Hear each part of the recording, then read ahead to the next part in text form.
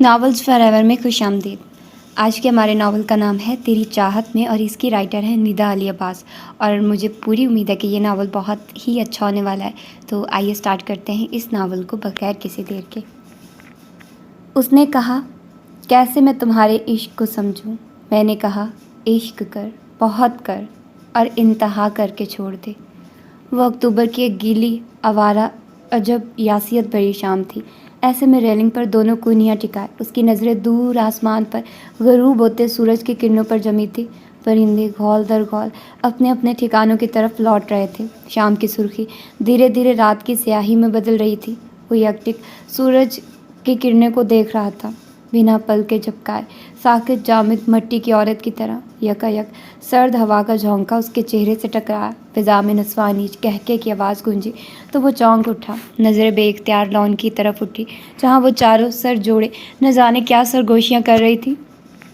Emil के हाथ में मोबाइल था। उसका हाथ मुसलसल कीपैड पर चल रहा था। नवाल और मिशाल मुसलसल बोले चली जा रही थी और नमल चेहरा दोनों हाथों में सजाए उन्हें बोलते सुन रही थी। जब ही एमल के हाथ में थामा मोबाइल बज उठा था, वो चारों घबरा उठी थी। एमल ने घबराकर मोबाइल मिशाल की गोद में फेंक दिया था और मिशाल ने नवाल की तरफ बढ़ाया था। इससे पहले कि नवाल नमल की गोद में फेंकती, वो कानों को हाथ लगाती उठकर अंदर की जानिब भागी थी। मगर वो तीनों भी खबरदार थे। मोबाइल वहीं घास पर फेंक कर उन तीनों ने रास्ते ही उसे जा लिया था। फिजा एक बार फिर एक कहका गूंजा था। अब फिर तीनों ने नमल को घेर रखा था। मोबाइल अब नवाल के हाथ में था। नमल मुसलसल मुंह बनाते हुए कुछ कह रही थी और बाकी सारी पेट पर हाथ रखे बस हंसती चली जा रही थी। उफ, ये लड़कियां न जाने इतनी हंसी लाती कहाँ से।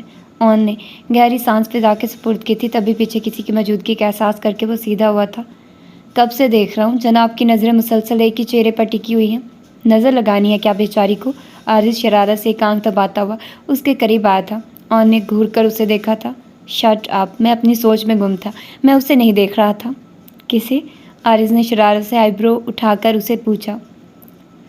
बकवास नहीं कर रहा, मेरा मजाक का बिल्कुल मूड नहीं। ऑन ने संजीदगी से उसे देखा। यार एक बात तो बता, ये हर वक्त एक ही जैसा पोज बना बना के तेरा मुंह दुखता नहीं?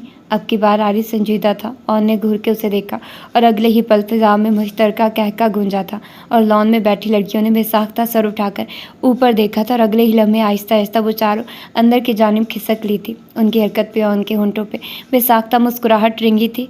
बड़ा मैं हूँ तुमसे 2 साल और घर की लड़कियों की जान जाती है तुम्हें देखकर।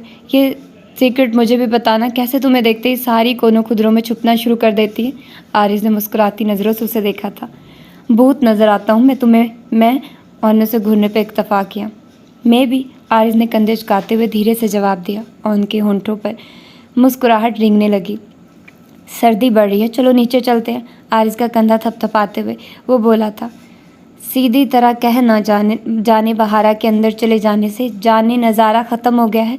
चलो हम भी कूच कर जाएं। आरिज ने आंख दबाते हुए शरारत से कहा था। मगर अगले ही लम्हे उनके पड़ने वाले ज़बरदस्त मुक्के पे उई करके रह गया। जालिम इंसान। आरिज ने मसनूही गुस्से से उसे देखा था मगर उन नज़रअंदाज करता सीढ़ियों के जाने बढ़ गया था। मगर पीछे से आती आरिज की आवाज़ ने गोया उसके कदमों को जकड़ लिया था। पापा चाहते मैं नमल के प्रपोजल पर गौर करूँ और यकीनन तुम इनकार करोगे। ऑन ने बिना मुड़े जवाब दिया था। पापा ने मुझसे रिक्वेस्ट किया है ऑन। आरिज के चेहरे पर संजीदगी थी। ऑन के चेहरे पर फैली मुस्कुराहट सिमटी थी। और मलाहा का क्या बनेगा?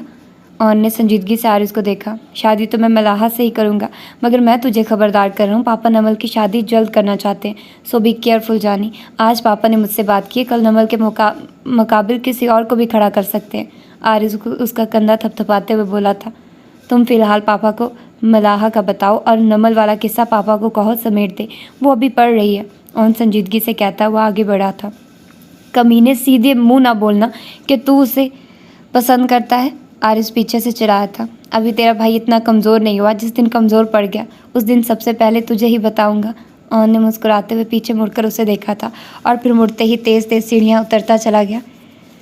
सुबह नाश्ते के टेबल पर गैर मामूली खामोशी थी। लड़कियां अपने अपने कमरों में बिस्तरों में दबकी पड़ी थी। बड़े पापा और चाचू नाश्ता करने में मगन थे।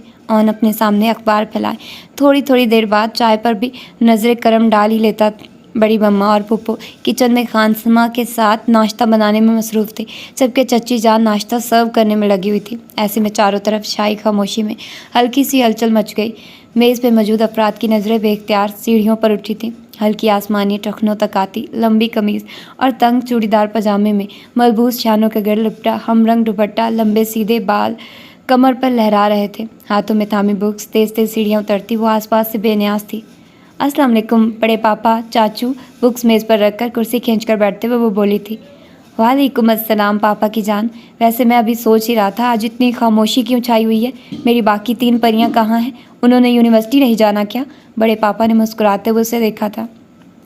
आज उनकी क्लासेस ऑफ हैं बड़े पापा, नमल ने मुस्कुराते हुए जवाब दिया था और चच्ची का लाया हुआ नाश्ता नज़रअंदाज करके बॉयल एग उठा लिया।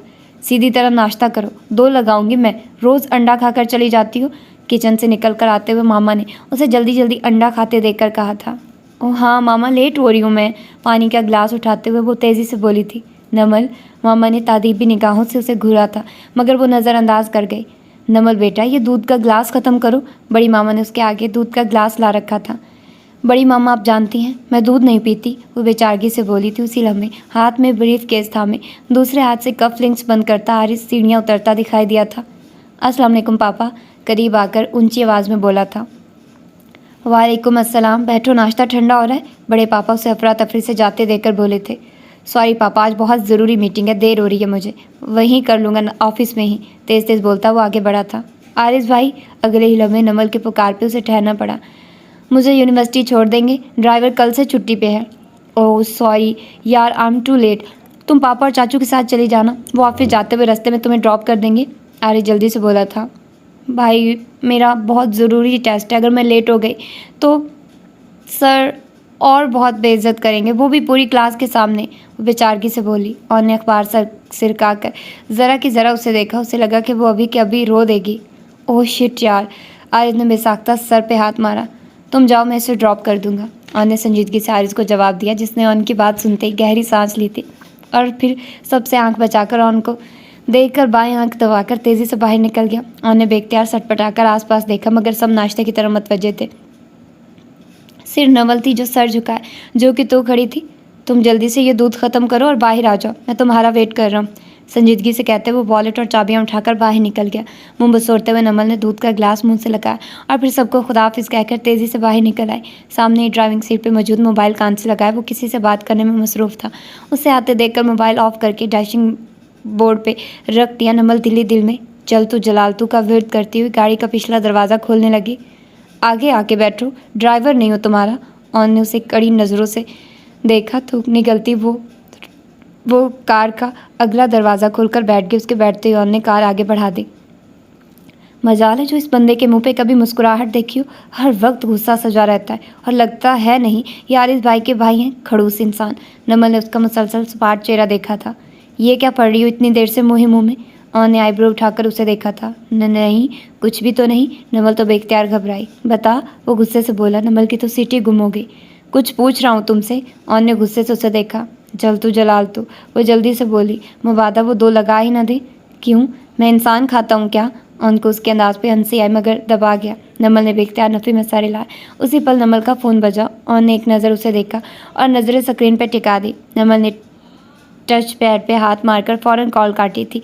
और की नखियों से उसकी इस हरकत को नोट किया था। अगले पल दोबारा मोबाइल बजा था। नमल ने तेज़ी से दोबारा कॉल काटी। जब तीसरी बार मोबाइल बजा तो ने झुंझलाकर उसे देखा था। कॉल पिक क्यों नहीं कर रही तुम? दोस्त कॉल कर रही है। नमल ने खौफ से थूक निकला जैसे वो उसे कहा जाएगा जिसका भी है कॉल पिक करो। और घर आया। नमल ने बेख्तियार नफ़ी में सर हिलाया। आंखों में खामखाई आंसू जमा होने लगे। क्यों? वो गरजा। मुझे आपसे डर लगता है, मैं आपके सामने बात नहीं कर सकूंगी, कहते हुए वो बेख्तियार रो दी। नमल, और ने गहरी तवील सांस लेकर कार को ब्रेक लगाई थी। मैं इंसान हूँ, तुम मुझसे इतना डरती क्यों हो? ट्रस्ट में मैं तुम्हें खा तो नहीं जाऊँगा। सर पे हाथ रखकर उसका चेहरा अपनी तरफ मोड़ा था। रोई रोई सी बड़ी नरगिसी आंखें जिनमें चांदनी सी चमक रही थी। चेहरा तो मलाई का बना लगता था, सफ़ेद मलाइम और चमकदार। और उनको अपना दिल डूबता हुआ महसूस हुआ। आप प्लीज़ जल्दी कार चलाइए, मैं लेट हो रही हूँ, बेदर्दी से गाल रगड़ते हुए जल्दी से बोली थी। और ने होंठ खींचते हुए कार फुल स्पीड पर छोड़ दी। अगले ही चंद मिनट बाद कार उसकी यूनिवर्सिटी के आगे जा रुकी। सुनो, वो तेज़ी से उतरने लगी थी और उनकी आवाज़ पे दरवाज़ा खोलते उसके हाथ साकित हुए थे। चेहरा साफ कर लो। टिश्यू बॉक्स से टिश्यू निकालकर उसकी तरफ बढ़ाते हुए वो बोला था। नमल ने बेख्तियार टिश्यू उसके हाथ से थामे थे और तेज़ी से कार पर से उतर गई। ऑन कितनी ही देर गर्दन मोड़े उसे जाता देखता रहा और फिर गहरी सांस फिजा में छोड़ते हुए कार का रुख ऑफिस की जानिब मोड़ लिया। आरिज़ की मलाहा के साथ डेट फिक्स पा गई थी। घर भर में जैसे खुशी की लहर दौड़ गई। लड़कियों का तो बस ना चलता था, भंगड़ा डालना शुरू कर दे। आए दिन शॉपिंग पे जा निकलती। बड़ी मामा, चच्ची और पुप्पो के बाज़ारों के चक्कर ही ख़त्म ना होते और लड़कियां मर्दों के घर से निकलते ही ऊंची आवाज़ में टैक लगाकर डांस की तैयारी करने लगती। उस दिन भी ख़वातीन के बाज़ार जाते ही वो सब लाउंज में जमा हो गई। फैशन मैगज़ीन फैलाए, वो सब ड्रेसेस मुंतखब कर रही थी, मगर किसी को कुछ पसंद आके ही ना दे रहा था। अगर एक को पसंद आता तो दूसरी रिजेक्ट कर देती। अरे तुम्हें पता है, पापा चाहते थे आरिज़ भाई के साथ साथ ऑन भाई की भी शादी कर दे, मगर ऑन भैया माने ही नहीं। सोफे पर नेमदराज एमल ने मैगज़ीन बंद करके उन तीनों को अपनी तरफ मतवज्जे किया। ज़रा कि ज़रा नमल ने सर उठाकर एमल को देखा और दोबारा फिर मैगज़ीन पर झुक गई। क्यों भाई, ऑन को क्या सूझी? मिशाल ने अपना रुख एमल की तरफ मोड़ा। जवाबन एमल ने करके कंधे झुका दिए। वैसे कितना मज़ा आता ना अगर दोनों भाइयों की शादी इकट्ठी हो जाती तो, मगर ये ऑन भाई भी ना। नवाज़ खुशी से चहकते हुए बोली, मगर आखिर में मुंह बना लिया। पता नहीं ओन भाई कब सुधरेंगे। वैसे मैंने कुछ और भी सुना है। एमल राजदारी से कहती उन तीनों के करीब आई। ओन भाई किसी को पसंद करते हैं? आंख दबाकर मिशाल और नवाल को देखा। अल्लाह का नाम लो, ओन भाई और मोहब्बत मौजज़ा ही होगा अगर ऐसा हुआ तो। नमल ने मुस्कुराते हुए मैगज़ीन पर से सर उठाया था। उफ, कौन है वो आपी? नवाल ने सरगोशी से कहते हुए एमल को देखा। धड़कते दिल के साथ मिशाल भी एमल को देखने लगी। क्या पता है कुर्रा फाल मेरे ही नाम निकल आए, जबकि एमल की शरारती नज़रें नमल पे जमी थी। व्हाट, ऐसे क्या देख रही हो? नमल ने घबराकर एमल को देखा। कब से था ये चक्कर? हाँ हाँ सच बताना, एमल शरारत से कहती उसके करीब हुई। नमल नासमझी से उसे देखने लगी, जबकि मिशाल के मुस्कुराते होंठ सुकड़े थे। सच्ची आपी? नवाल के मुंह से बेसाख्ता चीख निकली थी। क्या कह रही हो, मुझे कुछ समझ नहीं आ रही। नमल परेशान हो उठी थी। मैंने ऐसा सुना है कि उन भाई ने तुम्हारा नाम लिया है। एमल खुशी से चौंकी थी, जबकि नमल का चेहरा सफ़ेद पड़ गया। ऐसा कुछ भी नहीं है, कहना चाहा मगर आवाज़ गले में ही रंध गई। जैसा बाप वैसी बेटी, मिशाल जहर खल लहजे में फुनकारी थी। नमल का तो सांस ऊपर का ऊपर ही रह गया। मिशाल, आप ही? नवाल और एमल ने तादीबी नज़रों से उसे देखा था, मगर परवाह किसे थी। क्या मतलब है तुम्हारा? नमल ने डबडबाई नज़रों से उसे देखा था। मतलब तो साफ समझ में आ गया होगा, अगर चाहो तो साफ लफ्ज़ों में बाप बेटी के बारे में तशरीह करके बता दूँ। मिशाल ने मैगज़ीन कारपेट पर फेंका और गुस्से से फनकारी। मिशाल, बकवास बंद करो, एमल ज़ोर से चिल्लाई थी। Shut up. क्यों बंद करूं बकवास मैं? हाँ, मिशाल एमल से भी ऊंची आवाज़ में चिल्लाई थी। नमल, दफ़ा करो इसे तो यूं ही बकवास करने की आदत है। चलो हम ऊपर चलते हैं। एमल साकित बैठी नमल का हाथ थामते हुए बोली थी। नहीं एमी, मुझे आज देख लेने दो, इसके दिल में मेरे और मेरे बाप के बारे में कितना जहर भरा हुआ है। बेदर्दी से आंसू पूछती वो एमल से हाथ छुड़वाकर मिशाल के सामने जा खड़ी हुई। नवाल ने घबराकर आमने सामने खड़ी मिशाल और नमल को देखा। बताओ मुझे, कैसा था मेरा बाप और कैसी है उसकी बेटी? मिशाल की आंखों में आंखें डाले वो बेखौफी से पूछ रही थी। सुनना चाहोगी सच? मिशाल के लहजे में तनपुर था। तुम्हारे बाप ने भी यूं ही तुम्हारी माँ पे डोरे डाल के उसे अपने जाल में फंसाया था और फिर शादी कर ली और बाद में धोखे से पुप्पो से गलत साइन करवाकर पापा और बड़े पापा की भी सारी जायदाद अपने नाम करवा ली और भाग गया और फिर ये सारा पैसा एक तवाइफ पर लौटाता रहा। मिशाल के अल्फाज थे या तीर अंदर तक खुपते चले गए। शट अप, नमल चीखी थी। यू शट अप, मिशाल उससे भी बुलंद आवाज़ में चीखी थी। तुम्हारे बाप ने भी यही किया, अब तुम भी यही कर रही हो और उनको अपने जाल में फंसा रही हो। कल को तुम भी। बकवास बंद करो, मैं तुम्हारा मुंह तोड़ दूंगी। नमल को लगा उसका दिमाग फट जाएगा। आप ही प्लीज़। नवाल बाकायदा उसके साथ लगकर रोने लगी थी। ये क्या हो रहा है? उसी टाइम ओन और आरिज़ ने लाउंज में कदम रखा था। उन्हें कड़ी नज़रों से नवाल को रोते देखकर और गुस्से से तनी हुई आमने सामने खड़ी मिशाल और नमल को देखा था। मिशाल, नवाल और एमल ने बुखला के उनको देखा था, जबकि नमल ने ज़ख्मी नज़रों से उनको देखा और धप धप करती सीढ़ियाँ चढ़ती चली गई। ठा की आवाज़ से कमरे का दरवाज़ा बंद हुआ था। उनके माथे पे बल गहरे हुए थे, जबकि आरिज़ ने इसे क्या हुआ है कहते हुए हाज़रीन ने महफिल को देखा। दिमाग ख़राब हुआ होगा और क्या होना है, उन्होंने कहा और अपने कमरे के जानिब बढ़े गया। हद है, मुझे इग्नोर करके चली गई और मिशाल के अंदर तक ठंडक उतरती चली गई और उनके रवैये से। मिशी, एमी, मैं कुछ पूछ रहा हूँ, यहाँ क्या कोई झगड़ा हुआ था? आरिज़ को न जाने क्या परेशानी थी। कुछ भी नहीं भाई, कुछ ज़्यादा ही हवाओं में उड़ रही थी, मैंने आंखें खोल दी मोहतरमा की। मिशाल तनफुर से कहते हुए कमरे के जानिब बढ़ गए। आरिज़ ने सवालिया नज़रों से एमल को देखा। इमल पहले तो हिचकिचाई और फिर धीरे धीरे सब बताती चली गई और आरिस वहीं सर थाम कर बैठता चला गया। हाँ भाई, शादी की तैयारियां ख़त्म हो गई तुम सबकी, या अभी बाकी है? अगली सुबह नाश्ते की मेज़ पर बड़े पापा ने ख़वातीन पर गहरी नज़र डाली थी। भाई हमारी क्या तैयारी होनी है, बस दुल्हन की बरी रहती थी, वो भी आज कंप्लीट हो जाएगी। बाकी ये आपकी चहेतियाँ रह गई हैं, रोज़ कुछ ना कुछ रह ही जाता है इनका लेने को। बड़ी मामा ने गरम गरम पराठा चंगेर में रखते हुए बड़े पापा को जवाब दिया था। अरे भाई, दिन ही कितने रह गए हैं शादी को। दुल्हा मियाँ आज ज़रा आप टाइम निकालिए और लड़कियों के साथ पूरा दिन बर्बाद कीजिए। मगर आज सारी शॉपिंग मुकम्मल हो जानी चाहिए, कल से मेहमान आना शुरू हो जाएंगे फिर। बड़े पापा ने मुस्कुराकर आरिस को मुखातिब किया था। बड़े पापा, मेरी और मिशाल आपी की तैयारी मुकम्मल है, बस नमल और एमल आपी की तैयारी बाकी है। नवाला मुंह में रखते हुए नवाल ने बड़े पापा को अपनी तरफ से सब ओके का इशारा दिया था। तो बेटा आप फिर सोच लो, एंड टाइम पे शायद आपका सैंडल ही गुम ना हो जाए। किसी पुरानी बात का हवाला था। नवाल चिंपी। और नमल बेटा, आप नाश्ते के बाद स्टडी रूम में आकर मुझसे जितने पैसे चाहिए ले लीजिएगा, मगर शॉपिंग आज ही मुकम्मल हो जानी चाहिए। नवाल को छेड़ते हुए बड़े पापा ने अपना रुख सुखन नमल की जानिब मोड़ा था, जो शायद अपनी किसी सोच में गुम थी। चौंक कर सर उठाया। नहीं बड़े पापा, मुझे किसी चीज़ की ज़रूरत नहीं है। अभी पिछले माह ही 2-3 सूट लिए थे, उनमें से ही कुछ पहन लूँगी। सब नए हैं तो हैं। नमल ने ख्वामखा मुस्कुराने की कोशिश की थी, जबकि मेज़ पर मौजूद सभी चौंक कर उसे देखने लगे। अभी 2 दिन पहले ही तो उसने शोर मचा रखा था कि चारों लड़कियों के ड्रेसेस एक जैसे होने चाहिए, और अब पुराने सूट पहनेंगी। यानी नमल इब्राहिम हर मामूली से मामूली इवेंट पे नए ड्रेसेस बनवाने वाली आरिस भाई की शादी पे पुराने कपड़े पहनेंगी। क्या हुआ है? सबको अपनी तरफ देखता पाकर वो थूक निगलते बोली। Excuse me. अगले ही पल घबरा के कहती वो उठी और सीढ़ियों की जानिब बढ़ गई। मुझे लगता है शायद इसकी तबीयत ख़राब है, मैं देखती हूँ। पप्पू को नमल के रवैये पर परेशानी हुई थी। हाँ जाओ रिजवाना, मुझे भी यही लग रहा है, जाओ जाकर देखो इसे। बड़े पापा के लहजे में भी परेशानी भरी थी। पप्पू सर हिलाती उठ खड़ी हुई, जबकि मिशाल धड़कते दिल के साथ प्लेट पे झुक गई। कानों में हैंड फ्री फोन से एक हाथ जीन्स की पॉकेट में, जबकि दूसरे हाथ से मोबाइल पे तेज़ी से कोई मैसेज टाइप करता मगन से अंदाज में वो टेरिस पे आया था। मगर अगले ही पल साकित रह गया। सामने वो बैठी थी, ऑन की तरफ उसकी पुश्त थी। ऑन को जिस चीज़ ने ठटकने पर मजबूर किया था, वो सामने बैठे हारिस के चेहरे पे पहली संजीदगी थी। मुश्किल हालात में भी जिसकी बत्तीसी कभी अंदर ना हुई थी। नमल के झुके सर पे हाथ रख के वो संजीदगी से उसे कुछ कह रहा था, और वो मुसलसल सरनफी में हिलाए चली जा रही थी। बात करते हारिस ने चौंक कर उसे देखा था। ये कब आया? चलो उठो, अब शाम को तैयार रहना, मैं तुम्हें और एमल को खुद लेकर जाऊंगा शॉपिंग पे। उसने भी तुम्हारी वजह से अभी तक कुछ नहीं लिया। आरिस ने उसका सर थपथपाते हुए बोला था, और उनको सिरे से इग्नोर कर दिया, और वो सरस बात में लाती उठी थी। पीछे मुड़ते ही साकित रह गए। उफ, ये कब से खड़े हैं? और ओन उसकी रोती हुई सुर्ख मुतरम सूजी हुई आंखें देखकर हैरान उठा।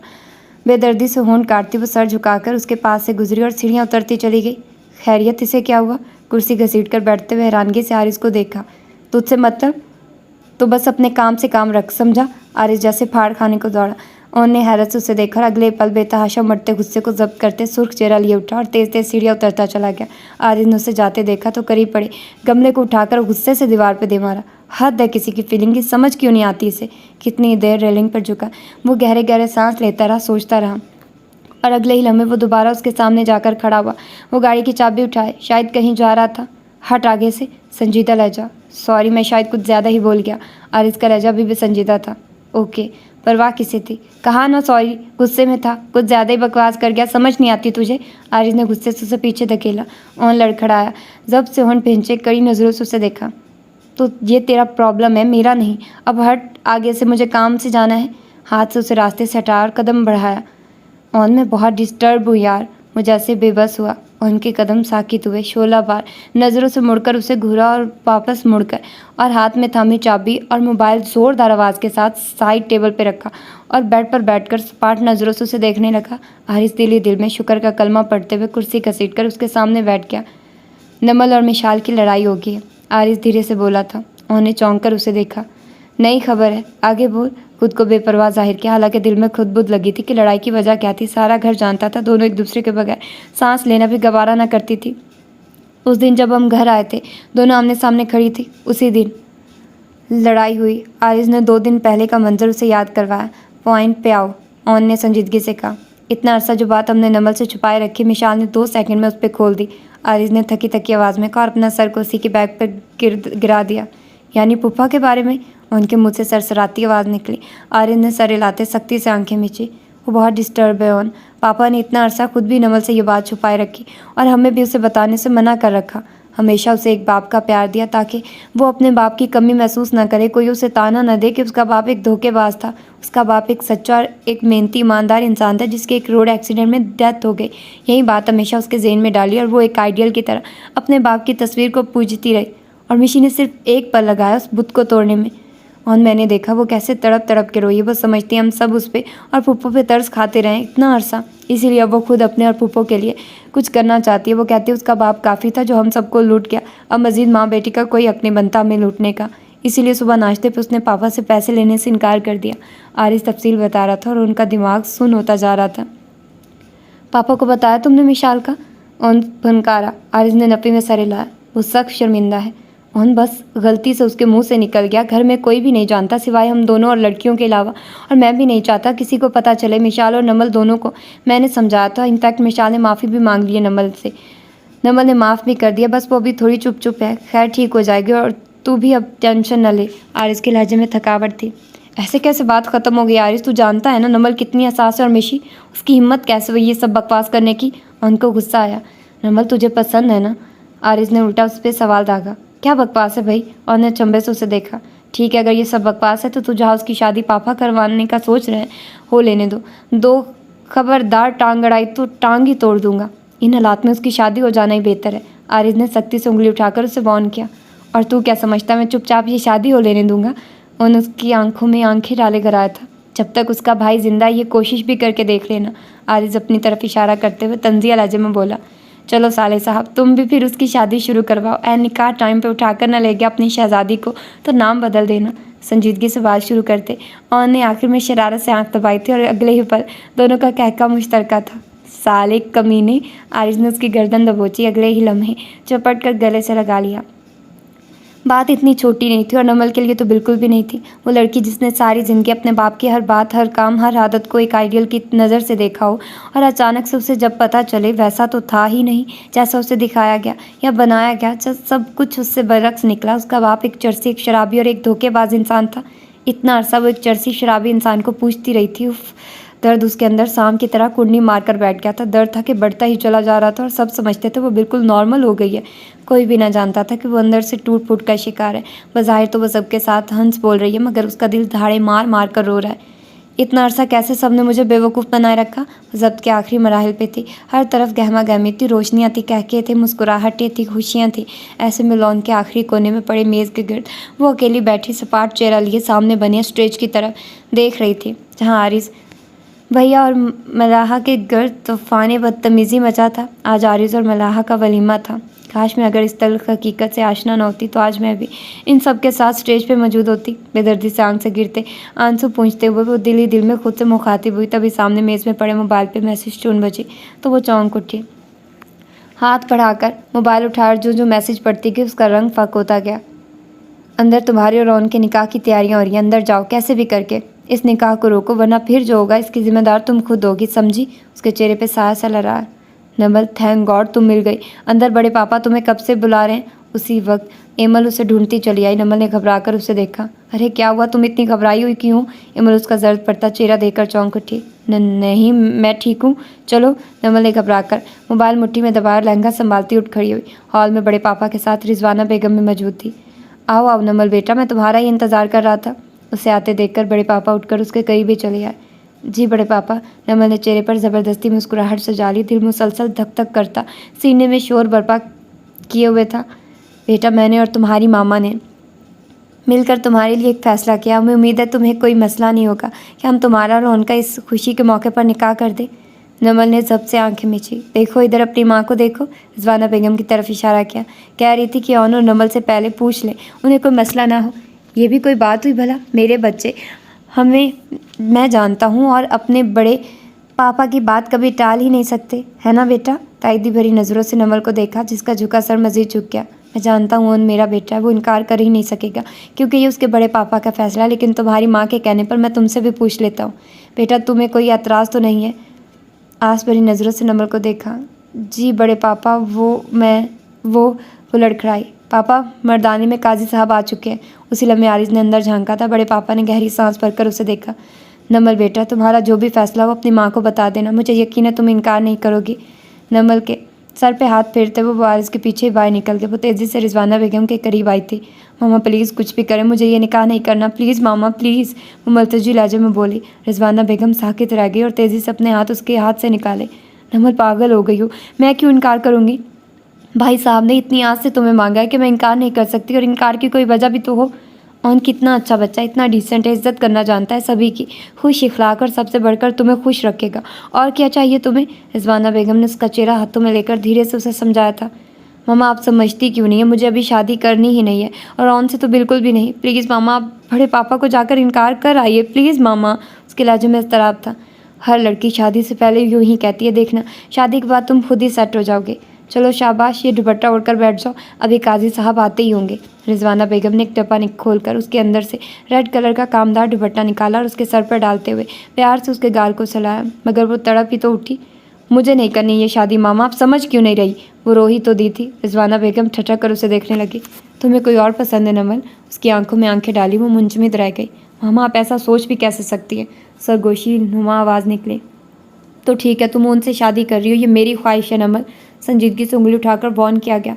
हाँ मुझसे ज़बरदस्ती नहीं कर सकती मामा, मैं इनकार कर दूंगी। वो चीखी। ठीक है, इनकार करने से पहले इन मेहमानों से लाजमी मिल लेना, जिनको तुम्हारे बड़े पापा ने स्पेशली तुम्हारे निकाह के लिए इनवाइट किया। सबके सामने जलील करना अपने बड़े पापा को। रिजवाना बेगम अफसोस से कहती हुई बाहर निकल गई और वो सर थाम कर बैठ गई। क्या करूँ मैं? वो सख्त टेंशन में थे, तभी एक ख्याल कोंदे की तरह दिमाग में आया था। फ़ौरन मोबाइल उठाया और मैसेज लिखने लगी। अगले 5 मिनट बाद वो उसके रूबरू था। खैरियत? वहीं संजीदा अंदाज, नमल की हथेलियाँ भीगने लगी। वो आप जानते हैं बड़े पापा हमारे निकाह कर रहे हैं, मैं चाहती हूँ कि आप इनकार कर दें। डरते डरते बात पूरी की। वजह? वही अखड़ा वजह। क्योंकि मैं ऐसा नहीं चाहती। थूक ने गलते बात पूरी की। मेरे कंधे पर बंदूक रख के चलाना चाहती हूँ? उन्होंने उसे घूरा। यही समझ ले, मगर ये सच है, मुझे आपसे ये निकाह नहीं करना। उनकी आंखों में झांक कर वो बहुत सब्र तहम्मुल और बहादुरी से बोली। उनके अंदर से क्षण से कुछ टूटा। ओके, फिर तुम ही नीचे जाओ और पापा को इनकार कर दो, क्योंकि मैं तो इनकार नहीं करने वाला। संजीदगी से कहते वो वापसी के लिए मुड़ा। मैं आपकी ज़िंदगी जहन्नुम बना दूंगी, आखिरी बार फेंका। उनके चेहरे पे मुस्कुराहट रेंगने लगी। Best of luck my dear cousin. मुड़कर मुस्कुराहट उछाली और तेज़ी से बाहर निकल गया। पीछे वो कढ़ती रह गई और फिर तमाम तर कोशिशों के बावजूद भी वो नाकाम रह गई और फिर उसी शाम ऑन अब्बास के नाम कर दी गई। मांगे तो अगर जान भी हंस कर तुझे दे दे, तेरी तो कोई बात भी टाली नहीं जाती। आंखों से मेरे इसलिए लाली नहीं जाती, यादों से कोई रात भी खाली नहीं जाती। बिजली इतनी ज़ोर से कड़की थी कि गहरी नींद डूबे। उनकी आंख खुल गई थी। मंदी मंदी आंखें खोलकर उसने टाइम देखना चाहा, मगर कमरे में खूब अंधेरा था। आज वो ऑफिस से जल्दी घर आया था। उसके सर में शदीद दर्द था। घर आते ही वो जूतों समेत बेड पे दराज हो गया था। उसका इरादा था कि वो उठकर चेंज करेगा, फ्रेश होगा, शायद सर दर्द ठीक हो जाए, मगर उसे खबर ही ना हो सकी। न जाने वो कब सो गया था। और अब आंख खुली तो घड़ी शाम के 6 बजा रही थी। बाहर बादल फिर गरजे थे। वो चौंक के उठा, खिड़की का पर्दा हटाकर बाहर देखने लगा। बाहर आसमान पे स्याह घूर अंधेरा छा रहा था। शाम का टाइम था, मगर यूँ लगता था जैसे रात की तारीखी छा चुकी है। पर्दा बराबर करते करते वो ठटक कर रुका था। वो दोनों शायद किसी बात पे बहस कर रही थी। नमल मुसलसल सर झुकाए बेदर्दी से होंठ काट रही थी और उसके सामने खड़ी मिशाल गुस्से से बोले चली जा रही थी। नमल थोड़ी थोड़ी देर बाद सर उठाकर कुछ कहने की कोशिश करती, मगर मिशाल उंगली उठाकर उसे चुप करवा देती। तभी उसने देखा मिशाल गुस्से से अंदर की जानी बढ़ी थी। जब नमल ने तेजी से उसका बाजू पकड़कर उसे कुछ कहना चाहा, मगर मिशाल बेदर्दी से उसका हाथ झटक कर अंदर की जानी बढ़ गई और नमल वही लॉन में घास पर बैठती चली गई। आखिर चक्कर क्या, ये दोनों फिर से लड़ रही हैं? क्यों? तभी नमल ने सर उठाकर उसकी खिड़की की तरफ देखा था और तेज़ी से पीछे हट गया। क्या करूं, हम कैसे पता करवाऊं? आरिस भी घर मौजूद नहीं। वो बेड पर आ बैठा। कितनी ही देर बैठता सोचता रहा, फिर गहरी सांस भरता वाशरूम की जानिब बढ़ गया। और फिर जब वो चेंज करके बाहर निकला, छाजो मीना बरस रहा था। हवाओं का शोर और गरजते बारिश दिसंबर की पहली बारिश थी और उसे बारिश हमेशा से ही नापसंद रही थी।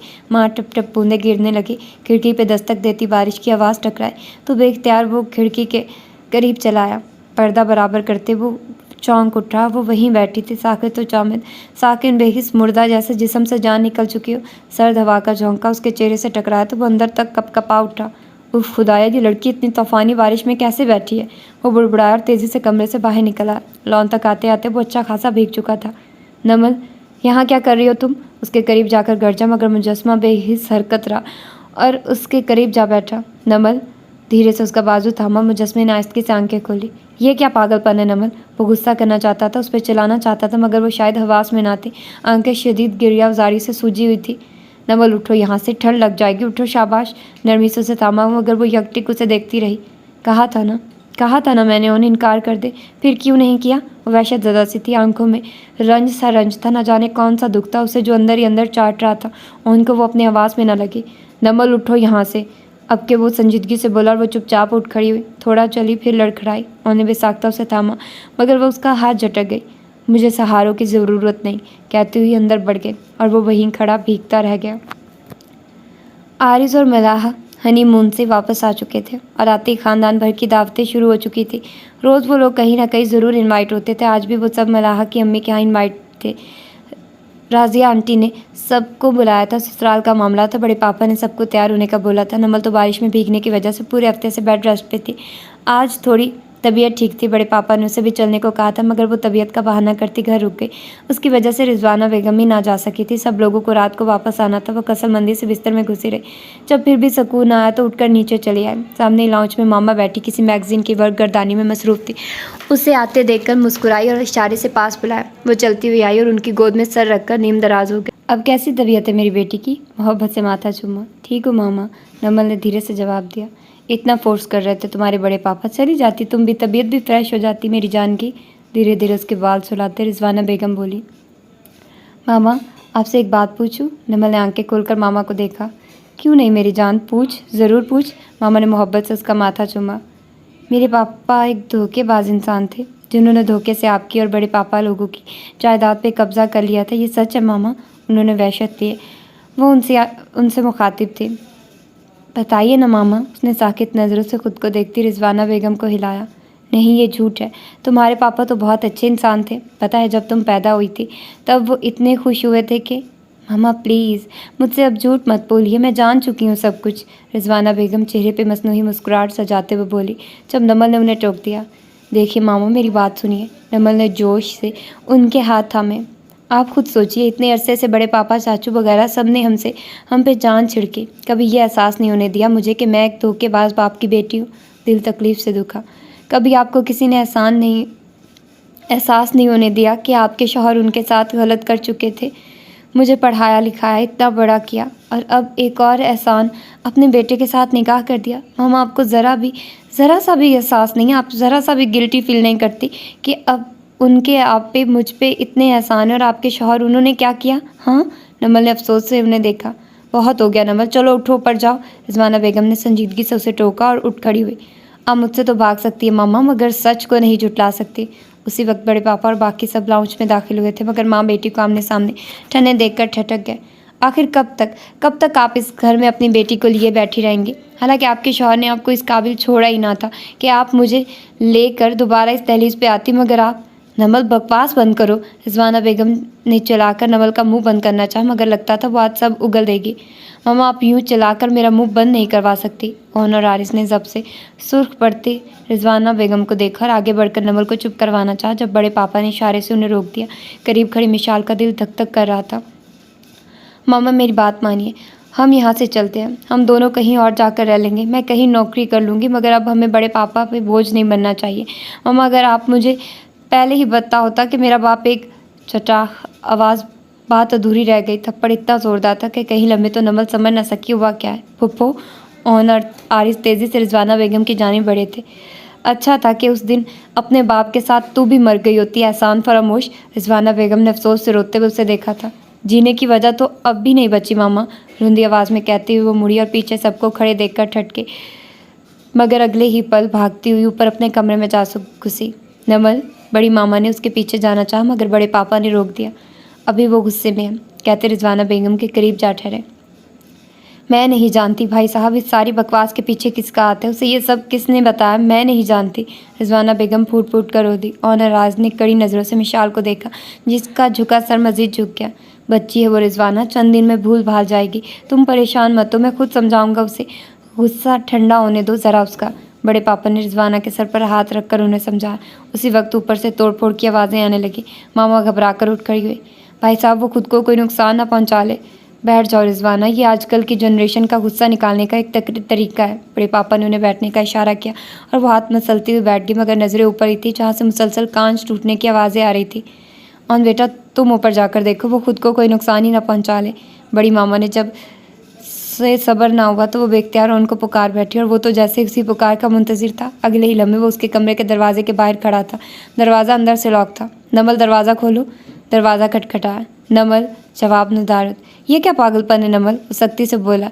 जवाब में कोई चीज़ ज़ोरदार आवाज़ में दरवाजे से आ टकराई, उसके कांच दूर तक बिखरते चले गए। चले जाओ तुम यहाँ से, सुना तुमने, दफ़ा हो जाओ, वो ज़ोर से चिल्लाई थी। साथ ही कांच टूटने की आवाज़ आई थी, साथ ही नमल की चीख बेसाख्ता थी। ऑन ने जब से होंठ काटे। नमल मैं कह रहा हूँ दरवाज़ा खोलो वरना मैं दरवाज़ा तोड़ दूंगा, ऑन चिल्लाया। वो चीखी क्यों थी, अंदर वो ठीक तो है ना नमल? मगर दूसरी तरफ खामोशी छाई रही। उनका दिल न जाने क्यों धड़का। नमल, अब की बार आवाज़ में कुछ ऐसा था कि बाकी घर वाले भी इर्द गिर्द जमा हो गए। मामा, उसने अंदर से लॉक लगा रखा, मुझे लगता वो ठीक नहीं है। चाबियाँ लाइए जल्दी। नमल दरवाज़ा खोलो। पीछे मुड़कर वो मामा से मुखातिब हुआ था और साथ ही दरवाज़ा खटखटा। जवाब में खामोशी छाई रही। लड़कियां तो रोना शुरू हो गई। मामा की हालत भी गैर हो गई। पुप्पो प्लीज़ संभालिए खुद को। आरिस तो दरवाज़ा खुलवाने की कोशिश करो, मैं साथ वाली बालकनी से उसके रूम में जाने की कोशिश करता हूँ। उन्होंने मुड़कर पहले रिजवाना बेगम को दिलासा दिया और फिर आरिस को मुखातिब किया और फिर भागता हुआ मिशाल के रूम में आया। मिशाल के रूम के बालकनी और नमल के रूम के बालकनी साथ साथ जुड़ी थी। अगले ही लम्हे वो बालकनी से कूदकर उसके कमरे में ही था। नमल, अगले पल वो साकित हुआ था। कमरे में जहाँ बजा कांच बिखरा पड़ा था, टूटे हुए गुलदान, अलमारियाँ, ड्रेसिंग टेबल का शीशा, सब टूटा बिखरा पड़ा था। और उन सब के दरमियान कांच के मेज़ के गिर्द बेहोश पड़ी नमल, जिसका हाथ कांच की मेज़ में फंसा कलाई तक कट चुका था, तो खून दूर तक बहता चला जा रहा था। नमल, वो तेज़ी से उसके करीब आया। दरवाजे पे मुसलसल दस्तक हो रही थी। नमल आंखें खोलो, इधर देखो नमल, उसका चेहरा थपथपाते हुए बोला, मगर वो होश में होती तो सुनती ना। उन्होंने आगे बढ़कर दरवाज़ा खोला और वापस मुड़कर टूटे हुए कांच में से नमल का हाथ निकालने लगा। ओह शिट, ये तो बहुत ज़ख्मी है। आरिस परेशान हुआ था। ख़वातीन तो बाकायदा ऊंची आवाज़ में रोने लगी। उन्होंने नरमी से उसका हाथ निकालकर सोफे पर पड़े नमल के दुपट्टे को उसकी कलाई से बांधा। आरिस जल्दी से गाड़ी निकालो, कहता हुआ झुककर नमल को उठाने लगा। आरिस जल्दी से बाहर भागा और नमल को उठाए बाहर आया। मामा प्लीज़ आप पुप्पो को संभालिए। भाभी आप मेरे साथ आइए प्लीज़, ऑन तेज़ी से कहता बाहर आया था। मैं भी तुम्हारे साथ आऊँगी ऑन। मिशाल तेज़ी से उसके करीब आई थी। ऑन ने रुक कर शोला बार निगाहों से मिशाल को देखा। मैं आज से तुम्हें वार्न कर रहा हूँ, आइंदा तुम मुझे नमल के आसपास भी नजर ना आओ, समझी? सख्ती से कार गाड़ी में जा बैठा। मलाहा भाभी फ्रंट सीट पे थी। आरिस ने गाड़ी आगे बढ़ा दी। आरिस थोड़ा तेज़ चला, बहुत ब्लीडिंग हो रही है। उनकी नज़रें नमल के जर्द पड़ते चेहरे पे थी तो मरतबा चालान होते होते रह गया। यार फुल स्पीड में है कार। आरिस ने परेशानी से मुड़कर नमल को देखा। उन पे दुपट्टा भी सारा खून से भर चुका था। मलाहा भाभी घबराई आवाज़ में बोली। आरिस, उसकी तो दिल की धड़कन तो काफ़ी कम होगी, भाभी देखिए। उन बुखला उठा। मलाहा ने बेसाख्ता हाथ नमल के सीने पर रखा। दिल डूब डूब उभरा। नमल, उन्होंने बेसाख्ता से पुकारा। मुझे लगता है ये होश में आ रही है। मलाहा ने नम पलकों की जुम्बिश देकर तेज़ी से कहा। गुड ऑन, अब इसे हाथ बातों में लगा के रखो, इसे आवाज़ खोने मत देना। आरिस जोश से बोला, तभी नमल के मुंह से करा निकली थी। नमल आंखें खोलो यार। उनकी आवाज़ में तड़प थी। ऑन, नमल की आंख के किनारे से एक आंसू टूट कर गिरा। मैं अभी मरना नहीं चाहती। उनके दिल पर ज़रब से लगे, मगर अगले ही पल वो ठटक गया। नमल के होंठ के किनारे से खून निकल रहा था। नमल, ये हाथ लगाकर खून साफ किया। आरिस, उसने कुछ खाया। आरिस, लगता है इसने। उनका दिमाग भग से उड़ गया। आरिस ने बुखलाकर तेज स्पीड की, जबकि मलाहा के खामोशी से आंसुओं को बहने दिया और उन पागलों की तरफ से झंझोड़ रहा था जो दोबारा गनूदगी में जा रही थी। This is for you beautiful lady. आरिस खूबसूरत गुलाबों का गुलदस्ता साइड टेबल पर रखते हुए चहका था। बिस्तर पर नीमदराज नमल ने मुस्कुराती नज़रों से उसे देखा था। कैसी हो? मलाहा उसका गाल चूमते हुए उसका हाथ थामकर उसके करीब बैठ गई। ठीक हूँ। और कौन कौन आया है? चेहरे पर मुस्तकिल मुस्कुराहट थी। नज़रें बार बार दरवाजे के गिर्द घूमकर मायूसी से लौट आई। यार हम दोनों आए हैं, बाकी सारे तो सुबह तुमसे मिल कर गए हैं ना। मलाहा ने नासमझी से उसे देखा। बाय द वे, तुम्हें किसी स्पेशल बंदे का वेट है क्या? आरिस ने आंख तपाते हुए शरारत से उसे देखा तो वो झिंक गई। नहीं, बस यूं ही। न चाहते हुए भी मुस्कुरा दी। 3 दिन मुसलसल 3 दिन वो हॉस्पिटल रही थी और इन 3 दिनों में सब उसे मिलने आए थे। घंटों उसके पास रहते, बातें करते, हंसते, मुस्कुराते, कहके लगाते। किसी एक ने भी उसे सर्जनिश नहीं की कि उसने क्या किया था, क्यों किया था। सब उसे यूं ही मिले थे जैसे कुछ हुआ ही ना हो। अगर नहीं आया था तो वो वहीं सितमगर था। 3 दिन वो हॉस्पिटल में रही। 1 हफ्ता उसे घर आए हो गया था, मगर वो हाल तक पूछने नहीं आया था। इमल ने एक उसे बताया था कि कैसे डॉक्टरों ने उसका केस लेने से इनकार कर दिया था और उसने तो गोया अस्पताल की बुनियादें हिला डाली थी। जितनी देर वो इमरजेंसी रूम में रही, बाहर वो तड़पता रहा और जैसे ही डॉक्टर ने उसे खतरे से बाहर बताया, उसके बाद वो चला गया। इसके बाद वो एक बार भी उसे देखने न आया था। नमल की नज़रें हम वक्त बंद दरवाजे पे टिकी रहती। वो देखना चाहती थी बकौल इमल के वो दिन रात उसके लिए तड़पा था।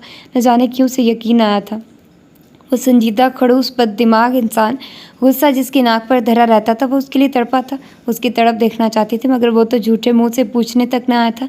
लगता है इमल ने मुझे बहलाने के लिए ये सब कहा हो। नमल, आंखें खोलो यार। चंद से कुछ याद आया था, बेबसी, तड़प, खो देने का डर।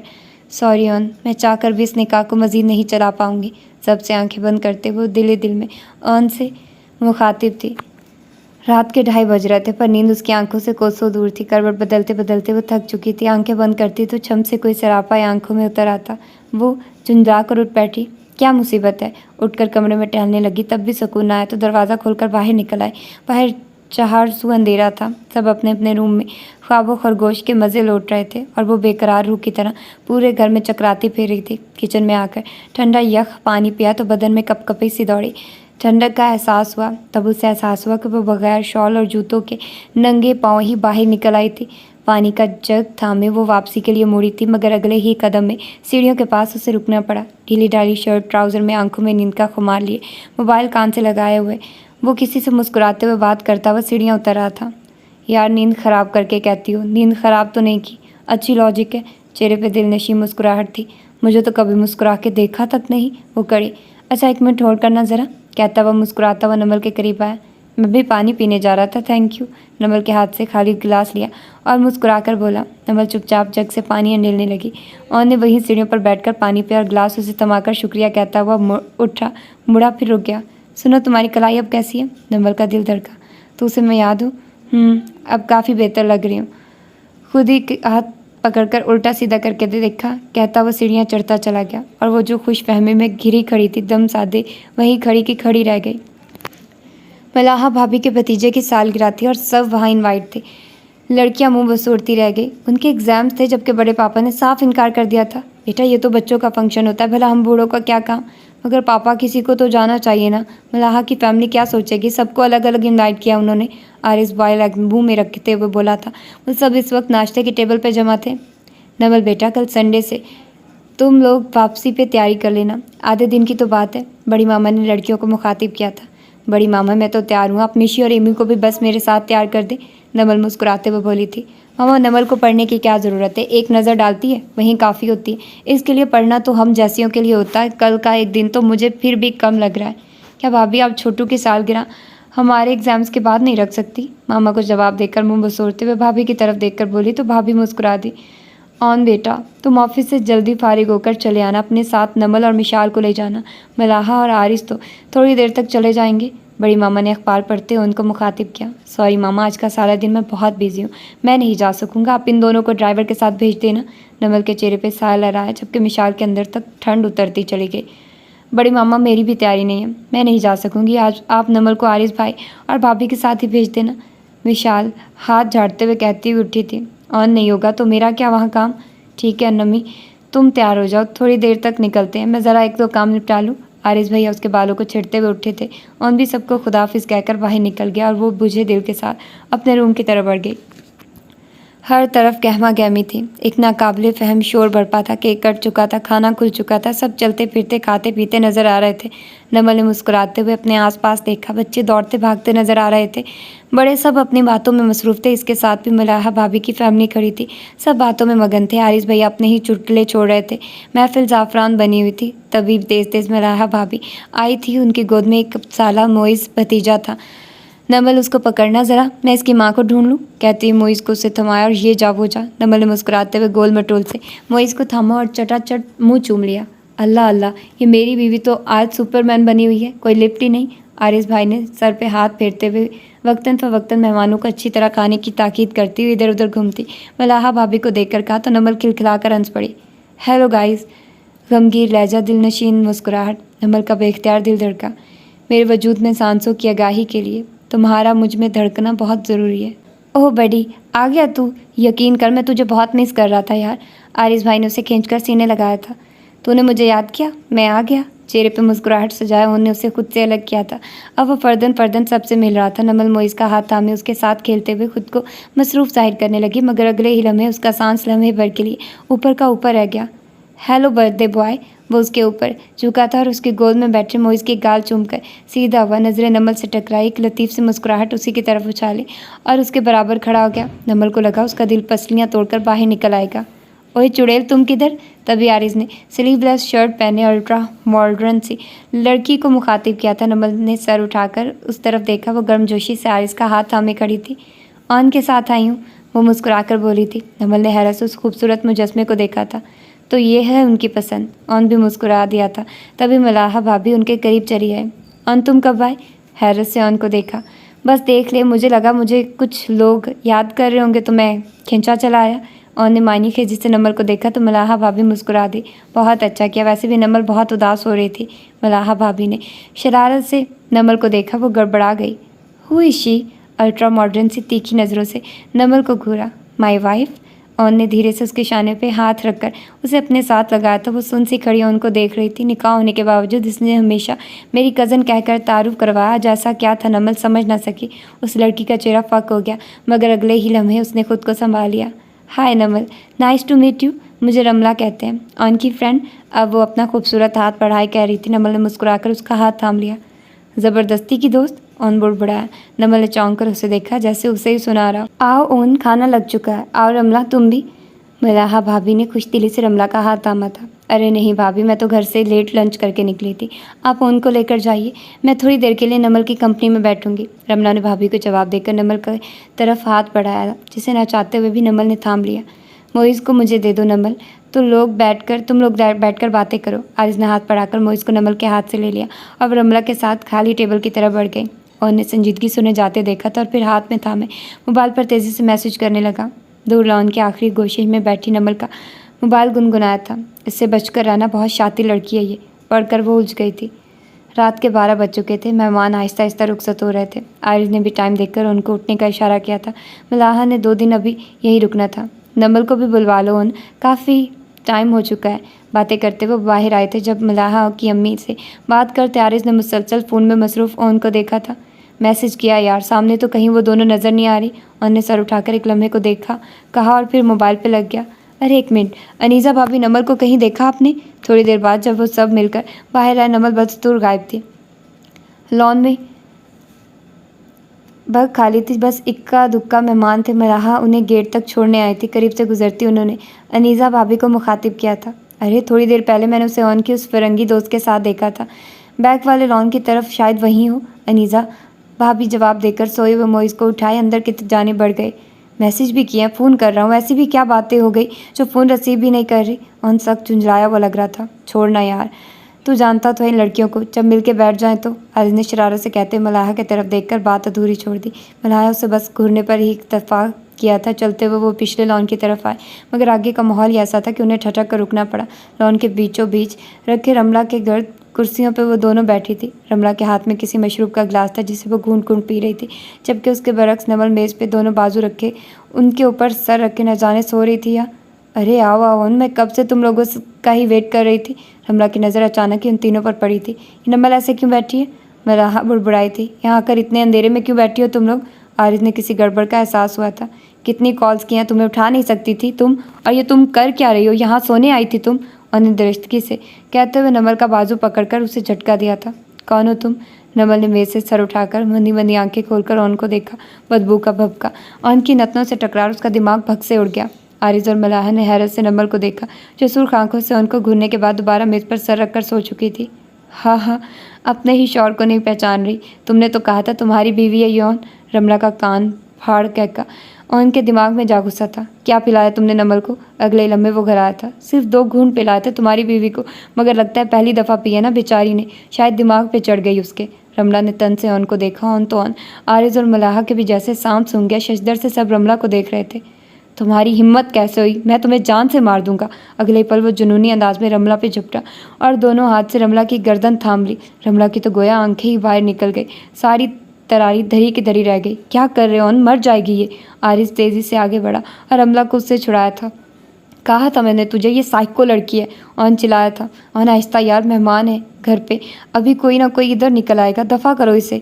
नमल के बारे में सोचो, घर कैसे लेकर जाएं इसे। आर्यन ने उसके शाने पे हाथ रखकर उसे जैसे कंट्रोल करने की कोशिश की थी। इसे कह दो दफ़ा हो जाए मेरी नज़रों से, वरना मैं जान ले लूँगा इसकी। उन्हें तल्ख काटदार निगाहों से रमला को घूरा था। जा रही हूँ मैं, और याद रखना अभी सिर्फ शराब दी, अगली बार इसे जहर देते भी नहीं हिचकिचाऊंगी, सीधी तरह तलाक दे देना इसे, वरना। रमला ने उंगली उठाकर जैसे वॉर्न किया था। शट अप रमला, आरिस गरजा था। तेरी तो, उन्हें जब से उसे जाते देखा था। तुझे कहा किसने था इसको साथ लाने को?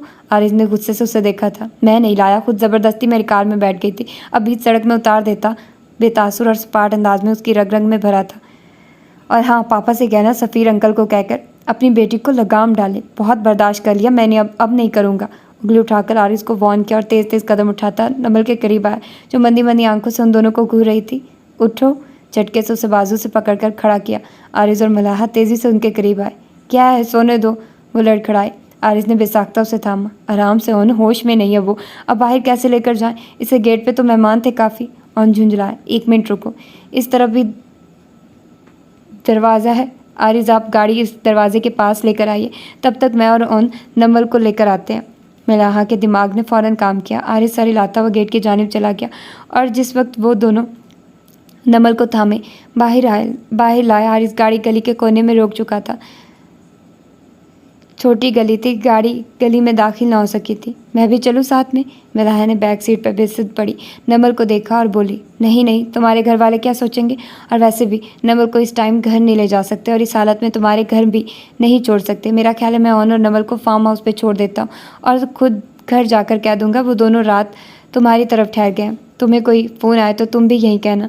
आरिस ने उसे समझाया था। मलाहा ने सर उस बात में हिला दिया। आरिस ने आगे बढ़कर ड्राइविंग सीट संभाली, जबकि ऑन पीछे लड़खड़ाती हुई नमल के साथ बैठ गया। मैं समझा वो अब सुधर चुकी है, कितनी मासूमियत से माफ़ी मांगी थी उसने। आरिस को रह रहकर रमला का रवैया याद आया था। मैंने तुझे पहले ही कहा था, कुत्ते की धुन सारी उम्र नलकी में डालो, सीधी नहीं होती। रमला का केस भी कुछ ऐसा ही है। मैंने तो उसे निकाह का इसलिए बताया था कि वो पीछे हट जाएगी, मगर वो तो कमीनगी पे उतर आई। ऑन ने जब से मुठ्ठियाँ भींची थी। उसकी नज़र गाड़ी का शीशा खोलती नमल पर पड़ी थी, जो अब दोनों बाजू बाहर निकाले करीब से गुजरती गाड़ी को देखकर ज़ोर ज़ोर से शोर मचाने लगी। ये क्या तरीका है? ऑन ने झिड़क कर उसके बाजू को अंदर खींचा। क्या है सड़ू? नमल ने मुंह बसोरते हुए उसे देखा, जबकि आरिस ने मुश्किल हंसी रोकी। अगर वो इस वक्त होश में होती तो ऑन को इतने करीब देखकर ही थर थर कांपती को जाके चुपचाप बैठी रहो, वरना उठाकर बाहर फेंक दूंगा। ऑन को तब चढ़ी। खिड़की खोलो, मेरा दम घुट रहा है। नमल ने दोनों हाथ ज़ोरदार आवाज़ से खिड़की पर मारे और गहरे गहरे सांस भरने लगी। ऑन ने चौंक कर उसे देखा और अगले पल खिड़की का दरवाज़ा शीशा नीचे कर दिया। सर्द हवा का झोंका उसके चेहरे से टकराया तो वो अंदर तक कँपा उठा, और वो कैसे सुकून से सीट की पुश से सर टिकाकर पुरसुकून हो गई थी। बाहर रात गहरी हो रही थी, आसमान पर गहरे बादल छा रहे थे, सर्द हवाओं का शोर जारी था। जब वो फार्म हाउस पहुँचे, रात का 1:30 बज रहा था। मलाहा भाभी को ही साथ ले आते, अगर उसे रात कुछ हो गया तो। सहारा देकर उसे अंदर ले जाते ऑन अपसेट लग रहा था, और मलाहा के घर वालों को क्या बहाना बनाते कि अचानक क्यों लेकर जा रहे हैं मलाहा को। आरिस ने खफकी से उसे घूरा।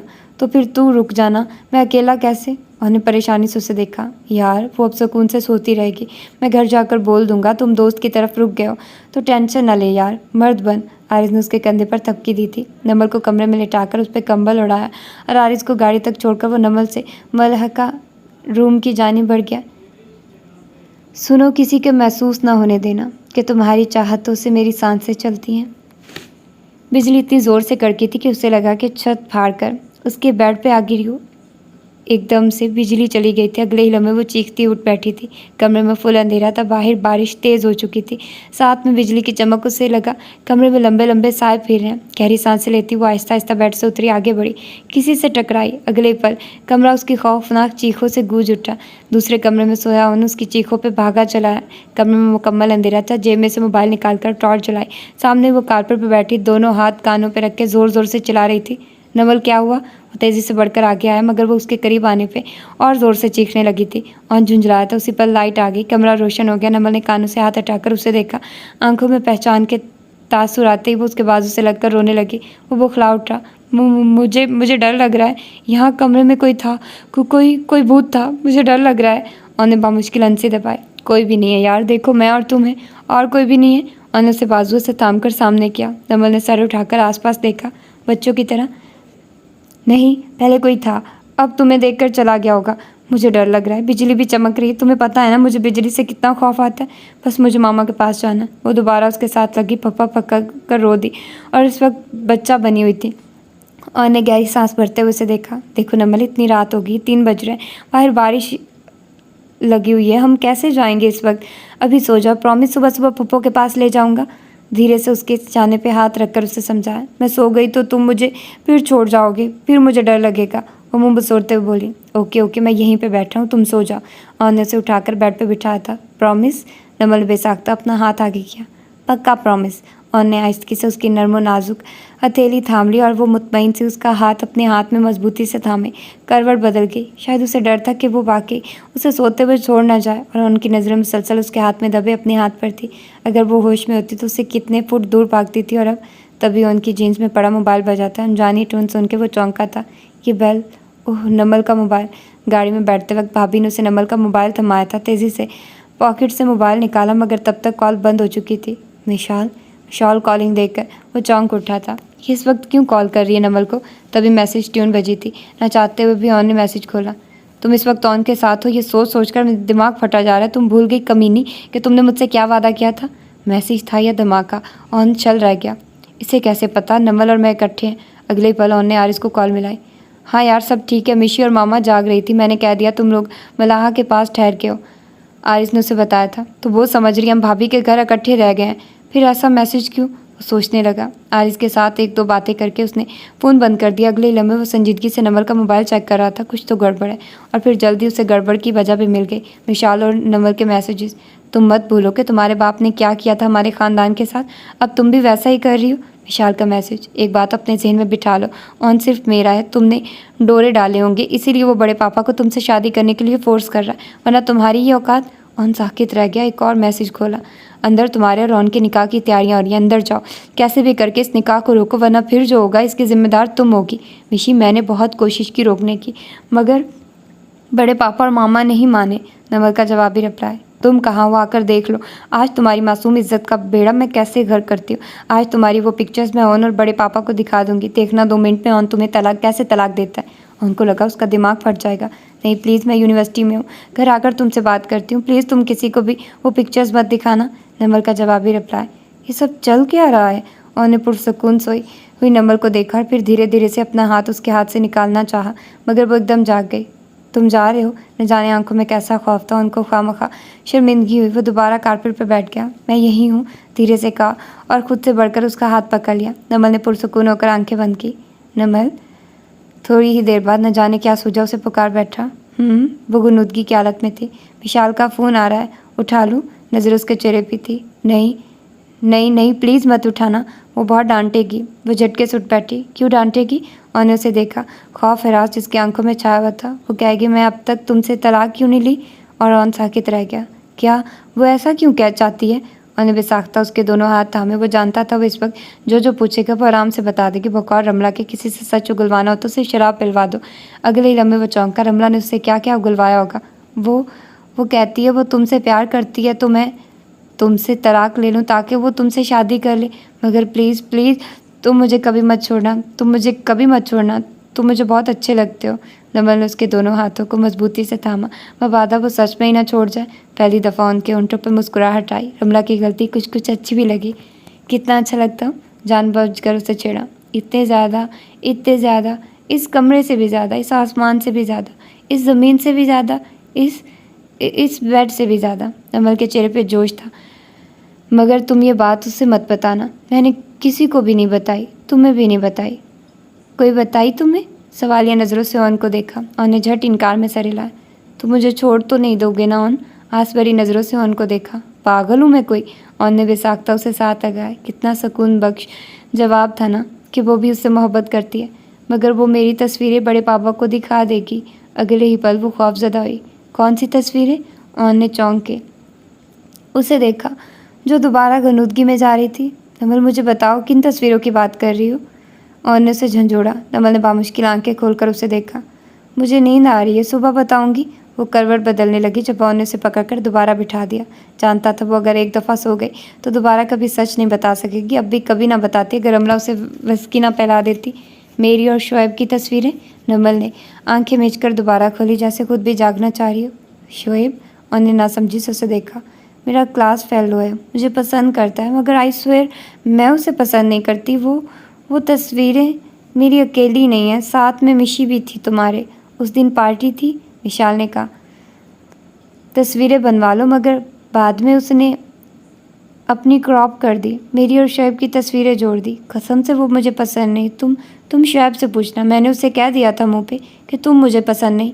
मुझे तुम अच्छे लगते हो। तुम मुझे छोड़ोगे तो नहीं ना? प्लीज़। लहजे में आस भरी थी। उनको लगा वो अभी रो देगी। नहीं, मैं तुम्हें कभी नहीं छोड़ूंगा। अपनी जान को भी कभी किसी ने खुद से अलग किया है क्या? और ने धीरे से उसे साथ लगाकर उसकी पेशानी चूमी थी। नमल का इकरार उसे मिल गया था। वो संजीदगी से मिशाल और रमला को सबक सिखाने का सोच रहा था। तभी उसे अपने कंधे पे बोझ का एहसास हुआ। नमल को अलग करने पे उसे एहसास हुआ कि वो दोबारा सो चुकी थी।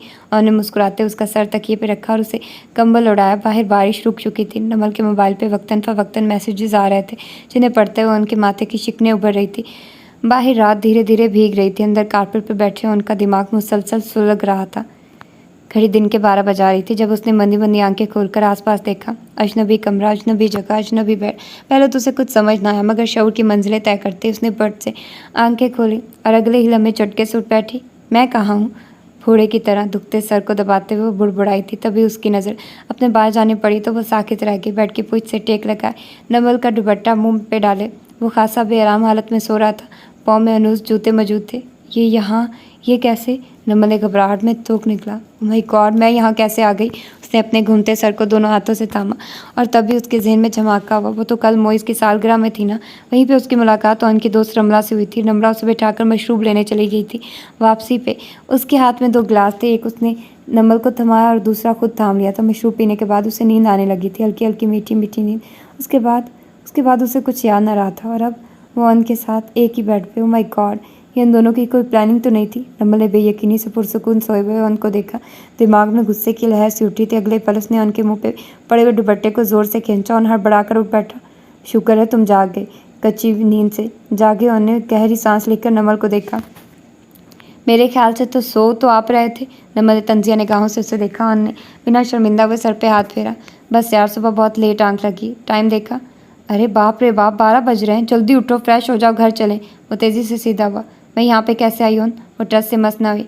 रास्ते में सब बताऊंगा, अभी निकलते हैं, पापा वेट कर रहे होंगे। आज 2 जगह इनवाइट थे हम लोग। वो अपनी ही जोन में था, मगर नमल की अगली बात पे साकित रह गया।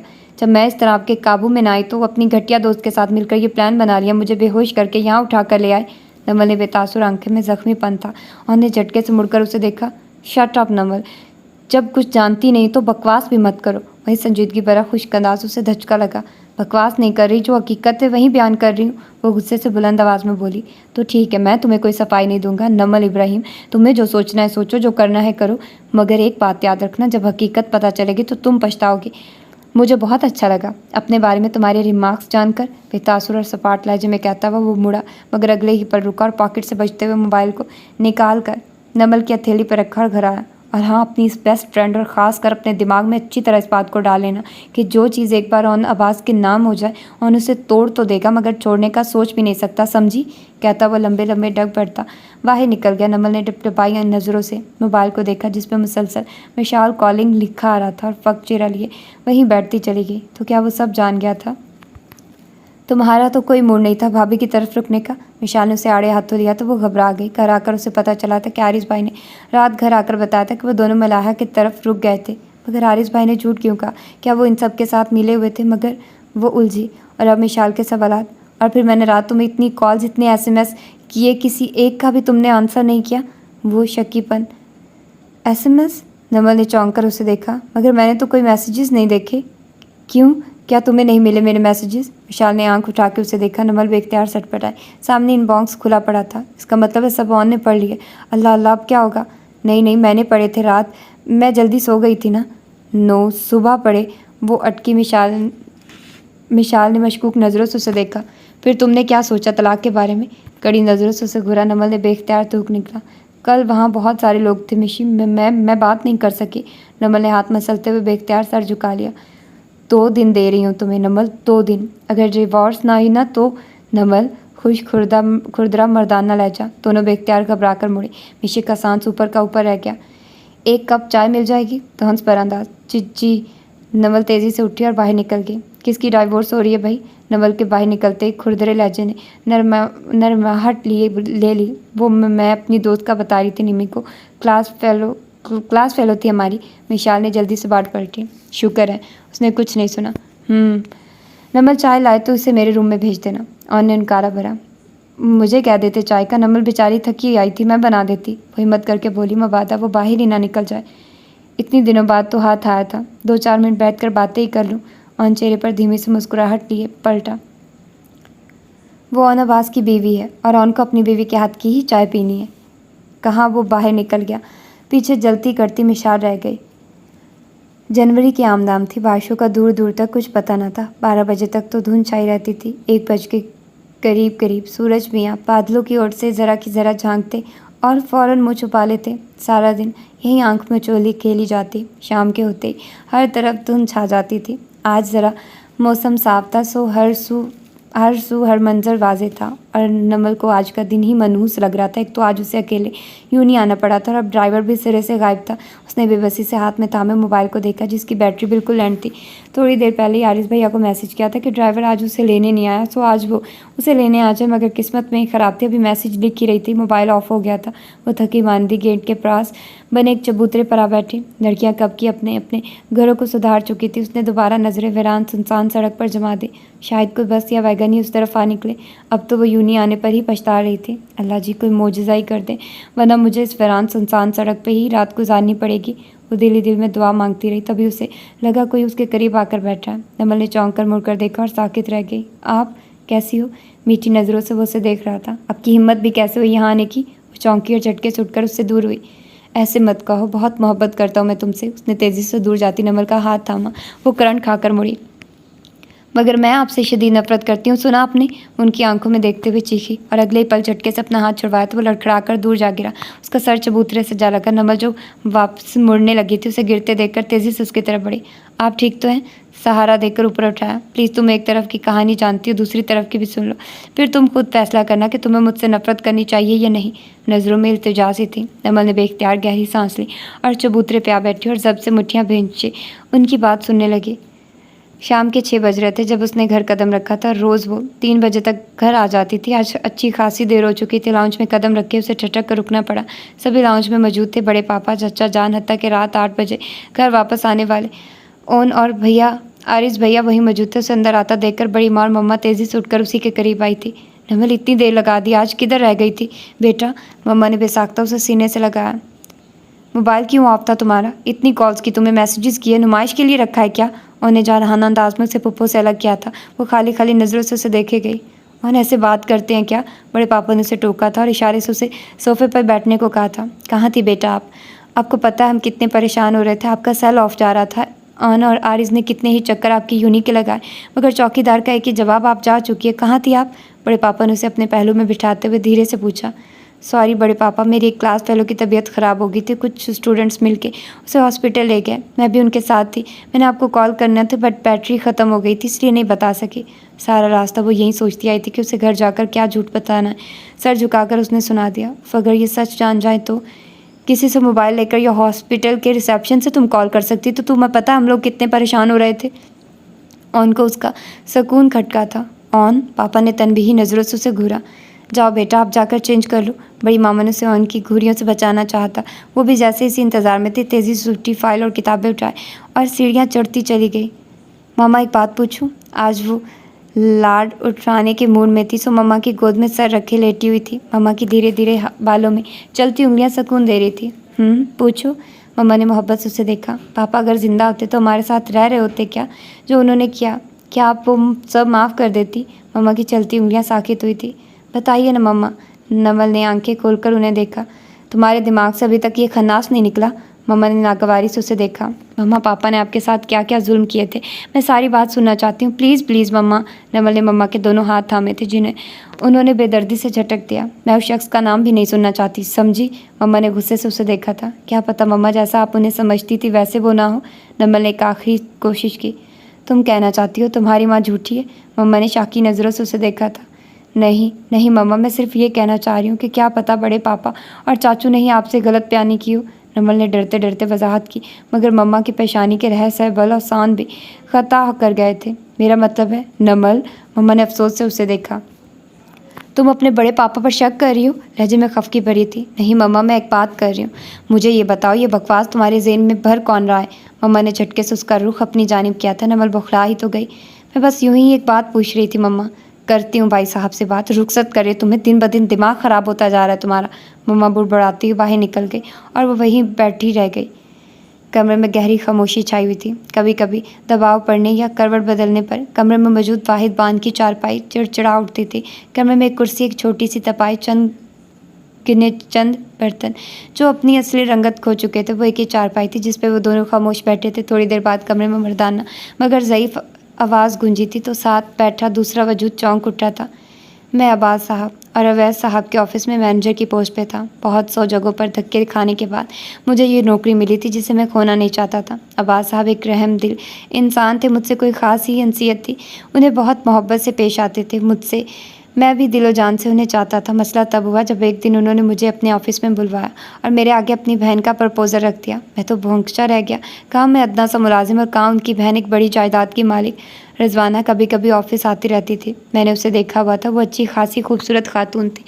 अक्सर मेरा दिल उनकी तलब करता, मगर मैं हमेशा अपने दिल को टोक देता कि मैं कहाँ, मेरी औकात क्या। मगर इस तरह इतने आराम से वो मुझे मिल जाएगी ऐसा मेरे तस्वुर में भी ना था। खैर अब्बास साहब को मैं अपना बड़ा भाई समझता था और फिर उनका दबाव बढ़ता ही गया और मुझे हाँ करते ही बनी। खैर मेरी शादी रिजवाना से होगी और बजाय रिजवाना रुखसत होकर मेरे घर आती, मैं रुखसत होकर अब्बास साहब के घर शिफ्ट हो गया, क्योंकि तुम्हारी माँ मेरे इस डरबे-नुमा घर पे थूकना पसंद ना करती थी।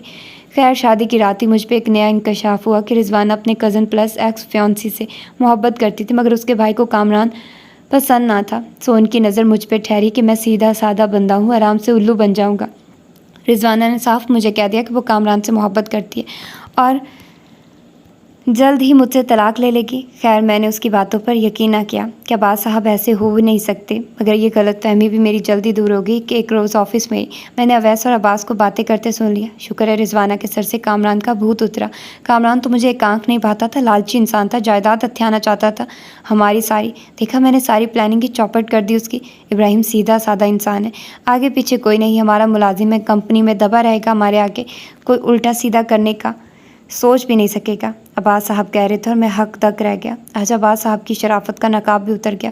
खैर इन दिनों मुझे पता चला मैं बाप बनने वाला हूँ। मैं बहुत खुश हुआ, मगर मेरी खुशी उस वक्त काफूर हुई जब मुझे खबर मिली तुम्हारी माँ ने तुम्हें कहीं बार मारने की कोशिश की, मगर शायद अल्लाह को ये मंजूर ना था। फिर तुम पैदा हुई। मैं बहुत खुश था, मैं हर वक्त तुम्हारे साथ साथ रहता कि कहीं रिजवाना तुम्हें कोई नुकसान ही ना पहुँचा दे, मगर सब खैर रही। तुम दो माँ की हुई जब मुझे कंपनी की वजह से इस्लामाबाद जाना पड़ा। पीछे तुम्हारी माँ ने नया गेम चलाया, अपनी सारी जायदाद पता नहीं कैसे भाइयों से गलत साइन करवाकर कामरान के नाम कर दी और मेरा नाम लगा दिया कि मैं सारी जायदाद बेचकर भाग गया हूँ। तुम्हारे बड़े पापा अब्बास ने इस्लामाबाद एयरपोर्ट पर ही मुझे अरेस्ट करवा लिया। मैं पूछता रह गया, मगर मेरी एक ना सुनी गई। मुसलसल कई माह मैं जेल में रहा, तशद्दुद बर्दाश्त करता रहा, मैं तुमसे मिलने के लिए तड़पता रहा, मगर मेरी एक ना सुनी गई। फिर एक दिन तुम्हारी माँ आई मुझसे मिलने। तुम्हें कहा था ना इब्राहिम आराम से मुझे तलाक दे दो, मेरे और कामरान के बीच मत आओ, मगर तुम नहीं माने। अब सारी उम्र जेल में सड़ते रहो, अब तुम्हारी बेटी की शक्ल भी तुझे देखने नहीं दूंगी, कह के लगाती वो चले गए और मैं उसकी मिन्नतें करता रह गया। दिन ब दिन मुझ पे केस बढ़ते गए, मैं तुम्हारे लिए तड़पता रहा, मगर फिर एक दिन मुझे उम्र कैद की सज़ा सुना दी गई। मैं चीखता रहा, अपनी बेगुनाही साबित करता रहा, मगर किसी ने मेरी एक ना सुनी। खैर एक दिन जेलर को मुझ पर रहम आ ही गया। उसने मुझे दिलासा दिया कि वो कोशिश करेगा कि मुझे निकलवा सके, अगर नहीं तो एक दफ़ा मेरी बेटी से मुझे मिलवा देगा, मगर ऐसा कोई रास्ता ही ना बचा था। मगर कुदरत को शायद मुझ पे तरस आ ही गया।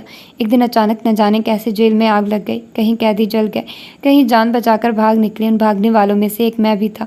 मैं जेलर की मदद से भागा। जब तुम्हारी माँ और मामू ने मेरे बारे में पूछा तो जेलर ने एक जली सड़ी लाश उनके आगे रखकर मेरा नाम ले दिया। उन्होंने भी यकीन कर लिया। खैर उस लाश को दफना कर वो लोग ये समझ बैठे मैं मर गया हूँ।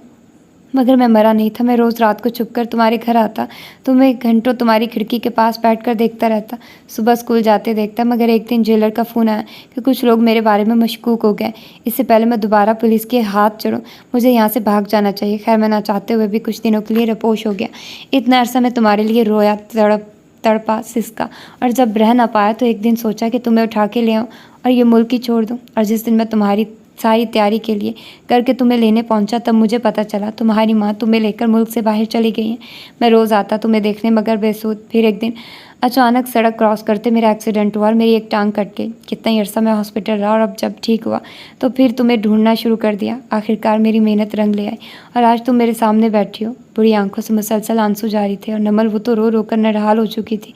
मेरे पापा इतना कुछ सहते रहे, बड़े पापा और मम्मा। उफ़ पापा, मैं भी आपसे बहुत मोहब्बत करती हूँ। आप नहीं जानते मैं दिन रात आपको कितना याद करती थी। उनके सीने से लगी बेख्तियार रो दी थी। बस मेरी जान, ये मेरे प्यार की कशिश ही थी जो तुम्हें खींचती रही थी। इब्राहिम साहब ने उसके गिरद बाजू का घेरा बनाया। बस पापा, वो बहुत बुरे लोग हैं। मैं अब उनके साथ नहीं रहूँगी, आपके पास ही आ जाऊँगी हमेशा के लिए। नमल ने मोहब्बत से उसे देखा था। वो तो हमेशा से उसके आइडियल रहे थे ना। नहीं बेटा, तुम्हारी माँ और मामूओं को पता चल गया कि मैं अभी जिंदा हूँ तो वो मुझे फिर जेल भेज देंगे। इब्राहिम साहब घबराए। भेज कर तो दिखाएं, मैं आपके साथ हूँ पापा। नमल ने मोहब्बत से उनका हाथ थामा। मगर बेटा, मैं तुम्हें तुम्हारी माँ से अलग नहीं करना चाहता। यूसुफ के लहजे में शफकत थी। पापा बहुत अजीम है। नमल ने उनके हाथ की पुश्त पे बोसा दिया तो वो मुस्कुरा दी। कहाँ से आ रही हो इस वक्त? वो अभी घर दाखिल हुई ही थी जब पीछे से उनकी आवाज़ उसके पाँव की जंजीर बनी थी। आपसे मतलब? मुड़कर उसे देखा और तड़क कर जवाब दिया। और ने चंद लम्हे रुक कर उसे देखा और फिर चंद कदम चलकर उसके करीब आकर रुका, इंतहाई करीब। मेरे सारे मतलब तुम्हारी तरफ ही तो निकलते हैं। मानी खेजी से उसे देखा, लहजा सरगोशी लिए हुए था। शट अप, ज़रा तमीज़ से बात कीजिए। वो सख्त तैश में आकर पीछे हटी, मगर मुकाबले पर उसका कोई असर न हुआ। मेरा तुम्हारे साथ हर तमीज़ और बदतमीज़ी का रिश्ता जुड़ा है, याद है? वो मखमूर लहजे में बोला तो वो चिल्ला उठी। मिस्टर ऑन अब्बास, अपनी चीप बातें और घटिया ज़बान पर काबू रखिए और मेरे सामने आने से आइंदा गुरेज करिएगा। उंगली उठाकर वार्न करती वो सख्त लहजे में बोली थी। जितनी सख्त बातें वो कह सकती थी वो कह रही थी। काश तुम बड़े पापा के बेटे ना होते, या मुझे ही तुमसे मोहब्बत ना होती। काश। ने तंजिया नज़रों से उसे देखा। जिस दिन मैं घटियापन पे उतर आया ना, पनाह मांगोगी मुझसे। ने उसकी तरफ अपनी उंगली पकड़ी और मरोड़ते हुए हाथ उसकी पुश्त पे जमा दिया। नमल ने सबसे आंखें बंद कर ली। आई एम सॉरी मिसेस ओन, मेरे ख्याल से अब रुखसती हो ही जानी चाहिए। बहुत ढील दे दी तुम्हें। अगले ही लम्हे वो कह रहा था। नमल ने करंट खाकर आंखें खोली, मगर तब तक वो अंदर की जानिब बढ़ गया था। अल्लाह अल्लाह, वो यकटिक सफ़ेद चेहरा लिए चमकती स्क्रीन को देख रही थी। वीडियो पे चलते मंजर पे नज़र पड़ते नमल इब्राहिम का सांस रुक गया था। उसे लगा वो कभी हिल ही नहीं सकेगी। वीडियो में एक लॉन का मंजर था जिसके बीचों बीच एक मेज़ के गिर 4 कुर्सियाँ धरी थी जिन पर 2 लड़कियाँ बैठी शराब पी रही थी। तुम्हें पता है वो नबास मेरी जान है, बहुत अच्छा है, बहुत बहुत।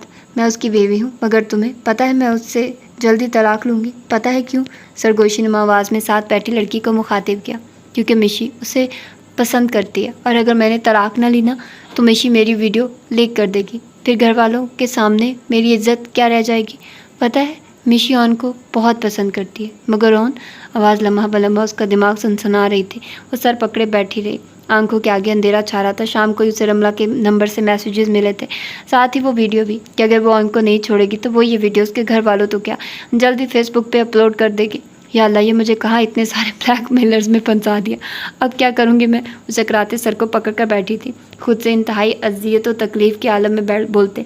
आखिर में अपना मुँह तकिए में छुपाकर बिलक बिलक कर रो दी थी। वैसे भी बड़े पापा और मम्मा ने मिलकर चंद दिनों में रुखसती रख दी थी। सारी रात उसकी आंखों में कटी थी और सुबह तक वो एक फ़ैसले तक पहुँच चुकी थी। जाने से पहले उसने मेरे आंचल से एक फ़िक्रा बांध दिया, आई विल मिस यू। और फिर सारा सफ़र खुशबू में बसा रहा। प्यारी मामा, मुझे बहुत बुरा लग रहा है इस तरह से आपको मुखातिब करना, पर क्या करूं मामा, मेरी मजबूरी है। मुझे बहुत सारे लोगों ने मिलकर मजबूर कर दिया यूँ करने पर, जिनमें आप, बड़े पापा, चाचू, ऑन, मिशाल और ऑन की गर्लफ्रेंड शामिल है। सबसे पहले आप मामा, आपने और बड़े पापा और चाचू ने पापा, मेरे पापा यानी अपने शौहर यूसुफ इब्राहिम के साथ मिलकर क्या किया?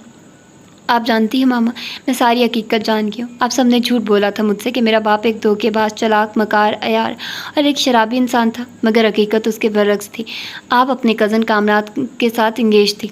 उसको पसंद करती थी, मगर बड़े पापा और चाचू ने आपकी शादी ज़बरदस्ती पापा के साथ करवा दी। आपने तब भी उन्हें अपना शौहर नहीं माना और कामरान अंकल के साथ रिश्ता बनाए रखा। मेरी पैदाइश के बाद कैसे आपने पापा को बहाने से इस्लामाबाद भेजकर सारी जायदाद कामरान अंकल के नाम करवा कर आपने पापा को फंसवा कर जेल भिजवा दिया, और कैसे आपने जेल में पापा को मरवाने की कोशिश की। मगर मैं सारा सच जान गई हूँ मामा, और एक सच आपको बताने जा रही हूँ कि मेरे पापा मरे नहीं बल्कि ज़िंदा है। उन्होंने मुझे सब हकीकत बता दी है। मामा, मुझे बहुत दुख हुआ जानकर। आप बड़े पापा चाचू सब इतने अच्छे थे, मगर मेरे पापा के साथ बुरा सलूक क्यों किया? क्या कसूर था उनका? यही ना कि वो बहुत मासूम और सादा थे। मामा, मैं बावजूद कोशिश किए आपसे, बड़े पापा से और चाचू से नफ़रत नहीं कर सकती। मैं बहुत मोहब्बत करती हूँ आप सबसे, इसलिए मैं यहाँ से जा रही हूँ अपने पापा के पास। उन्हें मेरी ज़रूरत है, और एक और वजह भी है मेरी यहाँ से जाने की। मामा, मैंने आपको कहा था ना मुझे उनसे शादी नहीं करनी। इसकी भी एक वजह थी, और वो है मिशाल। मिशाल ओन से बहुत मोहब्बत करती है। आप और बड़े पापा मेरी दरख्वास्त समझकर मिशाल और ओन की शादी कर देना। मुझे कोई एतराज़ नहीं होगा इस बात से। और रही मेरी बात, तो मुझे डाइवोर्स नहीं चाहिए। और मामा, प्लीज़ प्लीज़ मेरी आप सबसे दरख्वास्त है कि मुझे ढूंढने की कोशिश ना की जाए। मैं अपने पापा के पास बहुत खुश हूँ। अब इजाज़त चाहती हूँ। आपकी बेटी नमल इब्राहिम। लाउंज में मौत का सा सकूत तारी था। थोड़ी थोड़ी देर बाद रिजवाना बेगम की सिसकी उसकी सकूत को तोड़ने का सबब बन जाती। बड़ी मामा और चाची रिजवाना बेगम के दाएं बाएं बैठी उन्हें तसल्लियाँ दे रही थी। बड़े पापा और चाचू एक सोफ़े पर संजीदा तासुरात लिए मौजूद थे, जबकि बाएं सोफ़े पर इमल, नवाल और मिशाल बैठी थी। इमल और नवाल की तो रो रो कर आंखें सूजी थी, जबकि मिशाल सपाट चेहरा लिए सर झुका बैठी थी। उसी लम्हे लाउंज में आरिज़ और उन दाखिल हुए थे। आरिज़ थका थका सा, जबकि उनका चेहरा सपाट था। कोई भी उसकी पार्टनर्स को देखकर अंदाज़ा नहीं लगा सकता था कि उसके अंदर इस वक्त क्या तूफ़ान मचा था। कुछ पता चला आरिस? बड़े पापा उन्हें आते देखकर तेज़ी से अपनी जगह से उठे थे। नथिंग पापा। नमल की कॉल ट्रेस करने पर हम जब उस पते पे पहुंचे तो पता चला वो लोग कुछ घंटे पहले ही वहाँ से निकल गए थे। एयरपोर्ट, स्टेशन, हर जगह चेकिंग कर चुके, मगर कहीं से कोई क्लू नहीं मिल रहा। आरिस के लहजे में थकावट थी। अब क्या होगा भाई साहब? न जाने वो शख्स मेरी बेटी के साथ क्या सलूक करेगा। रिजवाना बेगम एक बार फिर रोना शुरू हो गई थी और ने सबसे होंठ भींचते हुए पुप्पो को देखा था और आगे बढ़कर तड़पती रिजवाना को संभाला। पुप्पो, प्लीज़ हौसला करें, मेरा दोस्त लगा हुआ है, इंशाल्लाह जल्दी नमल मिल जाएगी। और ने धीरे से उन्हें अपने साथ लगाया। पुप्पो, प्लीज़ थोड़ा सा पानी पी लें, आपने सुबह से कुछ नहीं खाया। मलाहा ने पानी उनके मुंह से लगाया था, जिसे उन्होंने एक घूंट पीने के बाद ही मुंह से हटा दिया। और मेरी बेटी मिल तो जाएगी ना? उन्होंने आस भरी नज़रों से उनको देखा। इंशाल्लाह पुप्पो, बस आप दुआ करती रहिए। और ने उन्हें शानों से थामकर अपने साथ लगा और जब से आंखें मीच ली। ये क्या किया तुमने नमी? एक बार, सिर्फ एक बार मुझ पे एतबार तो किया होता। वो पिछले 3 दिनों से इस महल नुमा घर में रो रो कर उसकी आंखें सूज चुकी थी। ज़िंदगी भर वो अपने बाप के लिए तरसी थी, और जब बाप मिला भी तो छी, उसे सोच के घिन आती। क्या कोई सगा बाप भी ऐसा हो सकता है? वो कहानी, वो आंसू जो पापा ने उसके सामने बहाए थे, वो सब क्या था? फ़कत एक झूठ, धोखा, ब्लैकमेलिंग। सोच सोच कर वो रो रो कर उसका दिमाग फटा जा रहा था। वो पापा के कहने पर सब छोड़ आई थी। उसने बाप की कहानी पर आंखें मूंद कर यकीन किया था और चुपचाप सब रिश्तों को छोड़ दिया। पापा उसे अपने घर ले आए थे। नमल ने मुख्तसर से कॉल करके मिशाल को अपने घर छोड़ने का और उनको उसके हवाले कर देने का कहा था, मगर वो मुख्तसर सी कॉल उनके लिए अजाब साबित हुई। पापा को पता चला कि नमल की कॉल ट्रेस की गई है, तो वो नमल को अफरा तफरी में लेकर वहाँ से निकल पड़े। और नमल के बहुत पूछने पर कहा, तो सिर्फ इतना, मैं नहीं चाहता बेटा तुम्हारी माँ या तुम्हारे मामूओं को मेरे ठिकाने का पता चले, नहीं तो वो तुम्हें मुझसे छीन कर ले जाएंगे। मैं फ़िलहाल उनकी नज़रों में नहीं आना चाहता। मैं अभी तुम्हें अपनी एक रिश्ते की कज़न निगहत बेगम के पास लेकर जा रहा हूँ। और फिर वो उस महल नुमा घर में आ गई। पापा उसी शाम वापस चले गए। जाते वक्त वो चंद मिनट के लिए उससे मिलने आए थे। बेटा, तुम इस घर को अपना ही घर समझना। निगहत बेगम बहुत अच्छी है, तुमसे जो कहीं वही करना। मैं बहुत जल्द वापस तुम्हें लेने आऊँगा। मुझे मेरे एक दोस्त ने खबर दी कि तुम्हारे मामू ने पुलिस के ज़रिए मेरे घर रेड डलवाई है, तो मैं इसीलिए यहाँ छोड़कर जा रहा हूँ कि वो लोग यहाँ कभी भूल कर भी नहीं पहुँच सकते। मुझे जब लगा खतरा टल गया तो मैं तुम्हें जल्द लेकर जाऊँगा और गाहे बगाए तुम्हें फ़ोन भी करता रहूँगा। तुम परेशान मत होना। और फिर पापा चले गए। पहले 2 दिन तो सिर्फ सब ठीक रहा। निगहत बेगम और वो लड़कियां जो उसे पहली नज़र में ही बड़ी अजीब लगी थी, फैशन से हटी हुई, उसका बहुत ख्याल रखती थी। खाना कपड़े एक से बढ़कर एक टाइम पे मिलता, हंसी मजाक भी करती रहती। मगर तीसरे दिन शाम को वो अभी सोई ही थी जब उसे किसी ने झंझोड़ के जगाया था। वो हड़बड़ा कर उठ बैठी। सामने ही चंदा खड़ी थी, उन 6 लड़कियों में से एक, जिनका तारुफ निगहत बेगम ने यह कहकर करवाया था कि वो सब यहाँ किराएदार की हैसियत से रह रही हैं। क्या हुआ? नमल ने घबराकर उसे देखा, जो मुलाजमा के हाथ से कुछ कपड़े और जेवरात उसके बेड पर रखवा रही थी। उठो रीना बेगम ने ये सामान भेजा है। जल्दी से फ्रेश होकर ये पहन लो, तुम्हें देखने कुछ लोग आ रहे हैं। चंदा ने मुलाजमत से सामान रखवाकर उसे जाने का इशारा किया और एक अदा से कहते हुए बैठ के किनारे पे आ बैठी। क्या मतलब? कौन रीना बेगम? मैं किसी रीना बेगम को नहीं जानती। और आप लोग मुझे कौन देखने आ रहे हैं? नमल बुखलाकर बिस्तर से उतरी तो चंदा बेगम खिलखिलाकर हंस पड़ी। सुनो लड़की, नाटक मत करो, जैसे तुम जानती नहीं हो कि यहाँ क्या क्या होता है। 2 दिन से हो यहाँ, कम अज़ कम कुछ तो जान चुकी होगी। चंदा ने तमस्खुर से उसे देखा था तो नमल बाकायदा रो ही तो दी थी। प्लीज़ मुझे बताओ, मैं कुछ भी नहीं जानती, बस इतना जानती हूँ कि मेरे पापा यहाँ मुझे निगहत आंटी के पास छुपा कर गए हैं क्योंकि मेरे घर वाले मुझे ढूंढ ना ले। पापा ने मुझे प्रॉमिस किया वो मुझे जल्द लेने आएंगे। चंदा ने हैरत से उसे देखा। तुम सच में कुछ नहीं जानती क्या? नमल ने नफ़ी में सर हिलाया था। फिर तो मुझे तुमसे हमदर्दी हो रही है, पूरी पूरी। चंदा ने तंजिया नज़रों से उसे देखा। नमल ने हैरानगी से सर उठाकर उसे देखा, नज़रों में उलझन थी। तुम्हारा बाप तुम्हें यहाँ छुपा कर नहीं बल्कि बेच कर गया है, पूरे 20 लाख में। चंदा के मुंह से निकलने वाले अल्फाज थे या कोई धमाका। नमल के मुंह से ज़ोरदार चीख निकली थी। और तुम जिन्हें निगहत आंटी कह रही हो ना, वो इस कोठे की मालिक है, रीना बाई, रीना बेगम कहते हैं सब उन्हें।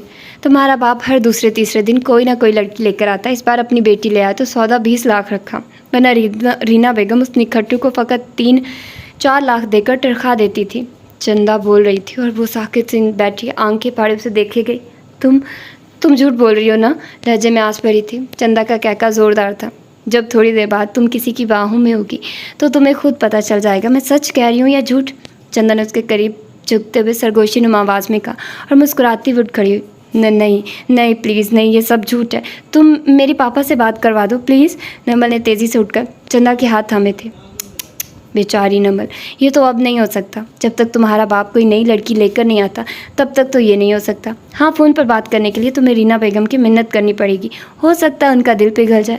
चंदा ने पिचकारते उसके गालों पे चुटकी काटी थी और बाहर निकल गई और वो उसके पीछे लपकी, मगर तब तक दरवाज़ा बाहर से लॉक हो चुका था और वो रोती चीखती दरवाज़ा पीटती रहेगी, मगर किसी ने उसकी एक ना सुनी थी। वो ड्रेसिंग मिरर के सामने कुर्सी पर बैठी थी और ब्यूटिशियन महारत से उसका मेकअप कर रही थी। उसने ग्रे और सिल्वर कलर का फ्रॉक पहन रखा था, साथ में चूड़ीदार पजामा पहन रखा था। उसका ग्रे फ्रॉक पैरों तक आता था और घेरे पे सिल्वर कलर का अच्छा खासा काम हुआ था। आस्तीन पूरे थे, मगर इतनी बारीक कि अंदर से उसके गोरे दोधिया मलाई की रंगत लिए बाजू साफ नज़र आ रहे थे। गले का कट आगे से तो नॉर्मल ही था, मगर उसकी बैक की काफ़ी गहराई थी। ऊंचा जोड़ा बनाएगी क्या? ब्यूटिशियन ने मेकअप को आखिरी टच देते हुए करीब खड़ी चंदा से पूछा था। खुले रहने दो, इतने प्यारे बाल हैं इसके। चंदा ने झुककर नमल के गाल छूते हुए कहा, मगर वो सपाट चेहरा लिए यूं ही बैठी रही। उसी पल रीना बेगम 2 लड़कियों के साथ कमरे में दाखिल हुई। माशाल्लाह, चश्मे बदूर, कितनी प्यारी लग रही है हमारी गुड़िया। पहले ही आसानी से हमारी बात मान जाती तो हमें तुम पे इतना तशद्दुद ना करना पड़ता ना।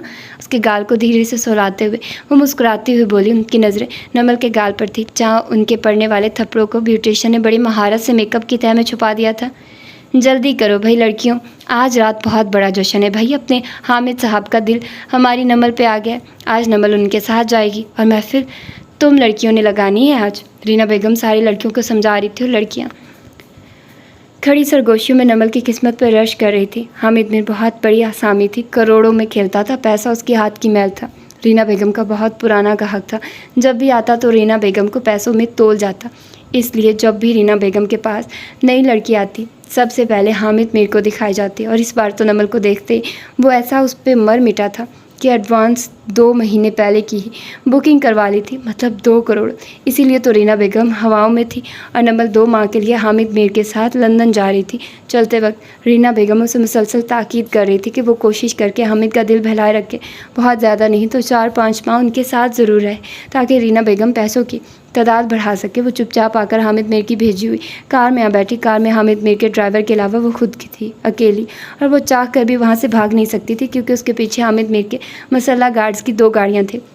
हामिद मीर खुद नहीं आ सका था क्योंकि कल उन्हें लंदन रवाना होना था, तो वो अपने कुछ साथी काम निपटा रहा था। हाँ, आज रात वो हामिद मीर के साथ उसके महल में बिताने वाली थी। ये सब इतना आसान तो ना था। ये सारी एक सोची समझी स्कीम थी जो उसके जहन ने बनाई थी, और वो नहीं जानती थी कि वो इसमें कितनी कामयाब होगी भी या आज अपना सब कुछ लुटा बैठेगी। पहले तो कुछ दिन रीना बेगम के तशद्दुद के बावजूद इनकार करती रही। रीना बेगम ने प्यार मोहब्बत से भी उसे समझाया, और जब पापा से बात करवाई तो पापा के वो अल्फाज मुझे बदला लेना था रिजवाना बेगम से। बड़ी आई नेक परहेजगार बीबी मुझे कहती थी तवाइफ ज़ादे से शादी की मैंने। अब पता चलेगा उसे जब खुद की बेटी तवाइफ बनेगी उसकी। और उसके अंदर छन से बना वो आइडियल कबूत टूट गया। उस बाप को वो पूछती थी तुफ है मुझ पे। फिर उसने बहुत कोशिश की घर रब्ता करने की, मगर उसकी ये कोशिश नाकाम बना दी गई। और आखिरकार बहुत सोच समझ के वो रीना बेगम के पास आई। मैं तैयार हूँ इस काम के लिए। और रीना बेगम ने चटाचट उसे चूम लिया और पहली ही मुलाकात में वो हामिद मीर को वो इतनी पसंद आई कि 2 माह के लिए उसके लिए बुक करा दी गई। और अब वो हामिद मीर के फार्म हाउस में पहुंचाई जा रही थी, जहाँ हामिद मीर अक्सर सुकून हासिल करने जाया करता था, जहाँ चंद मुलाजिम और 2-4 गार्ड्स के अलावा कोई ना था। गाड़ी झटके से रुकी थी तो वो ख्यालों से बाहर आई निकली। उसी लम्हे गार्ड ने आगे बढ़कर दरवाज़ा खोला तो फ़्राक संभालती धड़कते दिल के साथ बाहर निकली। जहे नसीब आज तो किस्मत ही खुल गई। हीरा मिला है हमें हीरा। वाह रीना बेगम वाह। 50 साल सूंड बूंद वो आदमी गालबन हामिद मीर था। लड़खड़ाता वो आगे बढ़ा और नमल को शानों से थामकर उसका हाथ पकड़ा और झुक के उसकी हथेली चूम डाली। नमल ने जब से आंखें मीची, शिद्दत से और याद आया आज रात जश्न होगा, खूब जश्न होगा। वो नमल को साथ लगाया अंदर की जानी बढ़ा। जब नमल ने रुक कर उसे मुखातिब किया, सुनिए ये सारे गार्ड, इतने सारे लोग, ये सारे आज रात यहीं रहेंगे? हाँ भाई, मैं जहाँ जाता हूँ ये मेरे साथ रहते हैं मेरी सिक्योरिटी के लिए। हामिद मीर ने जवाब दिया। मगर क्यों? नमल ने कुरेदा। करोड़ों की जायदाद का इकलौता वारिस हो, बहुत से दुश्मन है मेरे। वो उसे लिए एक शानदार से सजे सजाए कमरे में चलाया और उसे बेड पे बिठाया और ख़ुद कमरे में मौजूद अलमारी की तरफ चलाया। उसमें से 2 शराब की बोतलें निकाली और नमल के सामने लाकर मेज़ पे रख दी। नमल ने बामुश्किल थूक निकला और अगले ही लम्हे एतमाद से उसकी आंखों में देखने लगी। मगर मुझे बिल्कुल भी अच्छा नहीं लगेगा कि आज हम दोनों के अलावा यहाँ कोई तीसरा भी हो। क्या अदा थी। हामिद मीर तो चारों शाने चत हुआ था। मेरी जान करीब होने की कोशिश की। प्लीज़ पहले जो कहा वो कहिए। नमल ने फ़ौरन नाराज़गी दिखाई। वो फ़ौरन उठ खड़ा और दूसरे ही लम्हे वो कमरे से बाहर था। नमल तेज़ी से लाया तरतीब देने लगी। चल लम्हों बाद ही उसने वापसी हुई सबको भेज दिया सिवाय 2 गार्ड्स के। खुशी खुशी नमल को बताया, खुदाया 2 गार्ड्स को मैं अकेले कैसे संभालूंगी? मगर मैंने तो कहा था। नमल ने एहतजाज करना चाहा तो उसने दरमियान में ही रोक दिया। मजबूरी है जान, मेरी सिक्योरिटी का ख़तरा है, मेरी जान को दुश्मनों से। खबीस इंसान। नमल ने खामखा मुस्कुराने की कोशिश की। अब क्या बहाना करूं? अच्छा मैं ज़रा बाथरूम से हुआ हूँ, आप तब तक इससे दिल बहलाइए। चट से जेन में कुछ क्लिक हुआ तो सामने पड़ी बोतल उठाकर हामिद के हाथ में थमा दी। अब आप मुझे आजमा रही हैं नमल जी? भूखी नज़रों से उसे टटोला। प्लीज़ चंद मिनट वेट। जल्दी से उठी और साथ वाले अटैच बाथरूम में जा घुसी। या अल्लाह जी मुझे बचा ले, मौला जी मेरी मदद कर, प्लीज़ प्लीज़ अल्लाह जी किसी को भेज दे। अंदर से कुंडी लगाते वो फूट फूट कर रो दी। तभी उसकी नज़र अपने दाएं हाथ की हथेली पर पड़ी। कुछ देर पहले का मंजर नज़रों के सामने घूमा तो रूह गोया कपकपा उठी। जल्दी से आगे बढ़कर वॉश बेसिन की टूटनी खोलकर हाथ नीचे रख दिया। कितनी ही देर वो यूं ही खड़ी हथेली मल मल कर धोती रही। चल लम्हों बाद ही वाशरूम का दरवाज़ा धड़धड़ाया और हामिद मीर के नशे में डूबी आवाज़ गूंजी। वो उसे बाहर आने की ताकीद कर रहा था। या अल्लाह मैं इस वक्त अकेली हूँ, बहुत अकेली। मेरे पास इस वक्त आपके अलावा कोई भी नहीं। प्लीज़ प्लीज़ मेरी मदद करिए। तेज़ी से आंसू पूंछते दरवाज़ा खोलकर धड़कते दिल के साथ वो बाहर निकली थी। हामिद मीर उसे बाहर आते देखकर लड़खड़ाता हुआ उसकी तरफ बढ़ा। मेज़ पर पड़ी 2 बोतलें तकरीबन खाली हो चुकी थी। डार्लिंग बड़ी देर लगा दी। हामिद मीर ने बंद होती आंखों से उसे थामना चाहा था, मगर वो मेज़ पे पड़ी बोतल उठाकर सीधी हुई और अगले ही पल हामिद मीर के सर पर गोया क़यामत ही टूट पड़ी। इससे पहले कि वो संभलता, नमल ने दूसरी बोतल भी उठाकर हामिद के सर पर दे मारी। सेठ हामिद रेत की तरह नीचे फिसलता चला गया। उसके सर से खून निकल रहा था। वो बेहोश हो चुका था। नमल ने सबसे पहले आगे बढ़कर दरवाज़ा लॉक किया और फिर भारी भरकम सेठ को खींचकर मेज़ के करीब किया और फिर अलमारी से उसकी शर्ट्स निकालकर उसके हाथों और पाँव को अच्छी तरह बांध दिया। खिड़की की स्लाइड को खिसकाया तो बाहर गेट पर 2 मसल्ला गार्ड्स नजर आए। या अल्लाह जी अब मैं कैसे निकलूँ यहाँ से? बाहर तो गार्ड्स हैं। वो दोनों हाथों से सर थामकर नीचे बैठती चली गई, मगर अगले ही लम्हे झटके से उठ बैठी। मोबाइल आते वक्त उसने सेठ हामिद मीर के हाथ में मोबाइल देखा था। वो तेज़ी से आगे बढ़ी और जल्दी से चेक करने लगी। जल्दी उसे एक इंतहाई महंगा मोबाइल मिल गया। या अल्लाह किसको कॉल करूँ? और सबसे पहले उसके ज़हन में और नवाज का नाम आया। वो बेख्तियार रो दी थी। दूसरी तरफ बेल जा रही थी। रात के 2:30 बज रहे थे।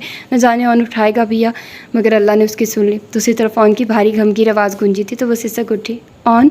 नमल? दूसरी तरफ फ़ोन चौंका था। तुम कहाँ हो नमल? वो जानने को बेताब था। ऑन मुझे नहीं पता मैं कहाँ हूँ, प्लीज़ मेरी मदद करो। वो शिद्दत से रो दी। मैं इस वक्त किसी सेठ के पास हूँ, please help me on, please please. उसकी आंखें तेज़ी से बहने लगी।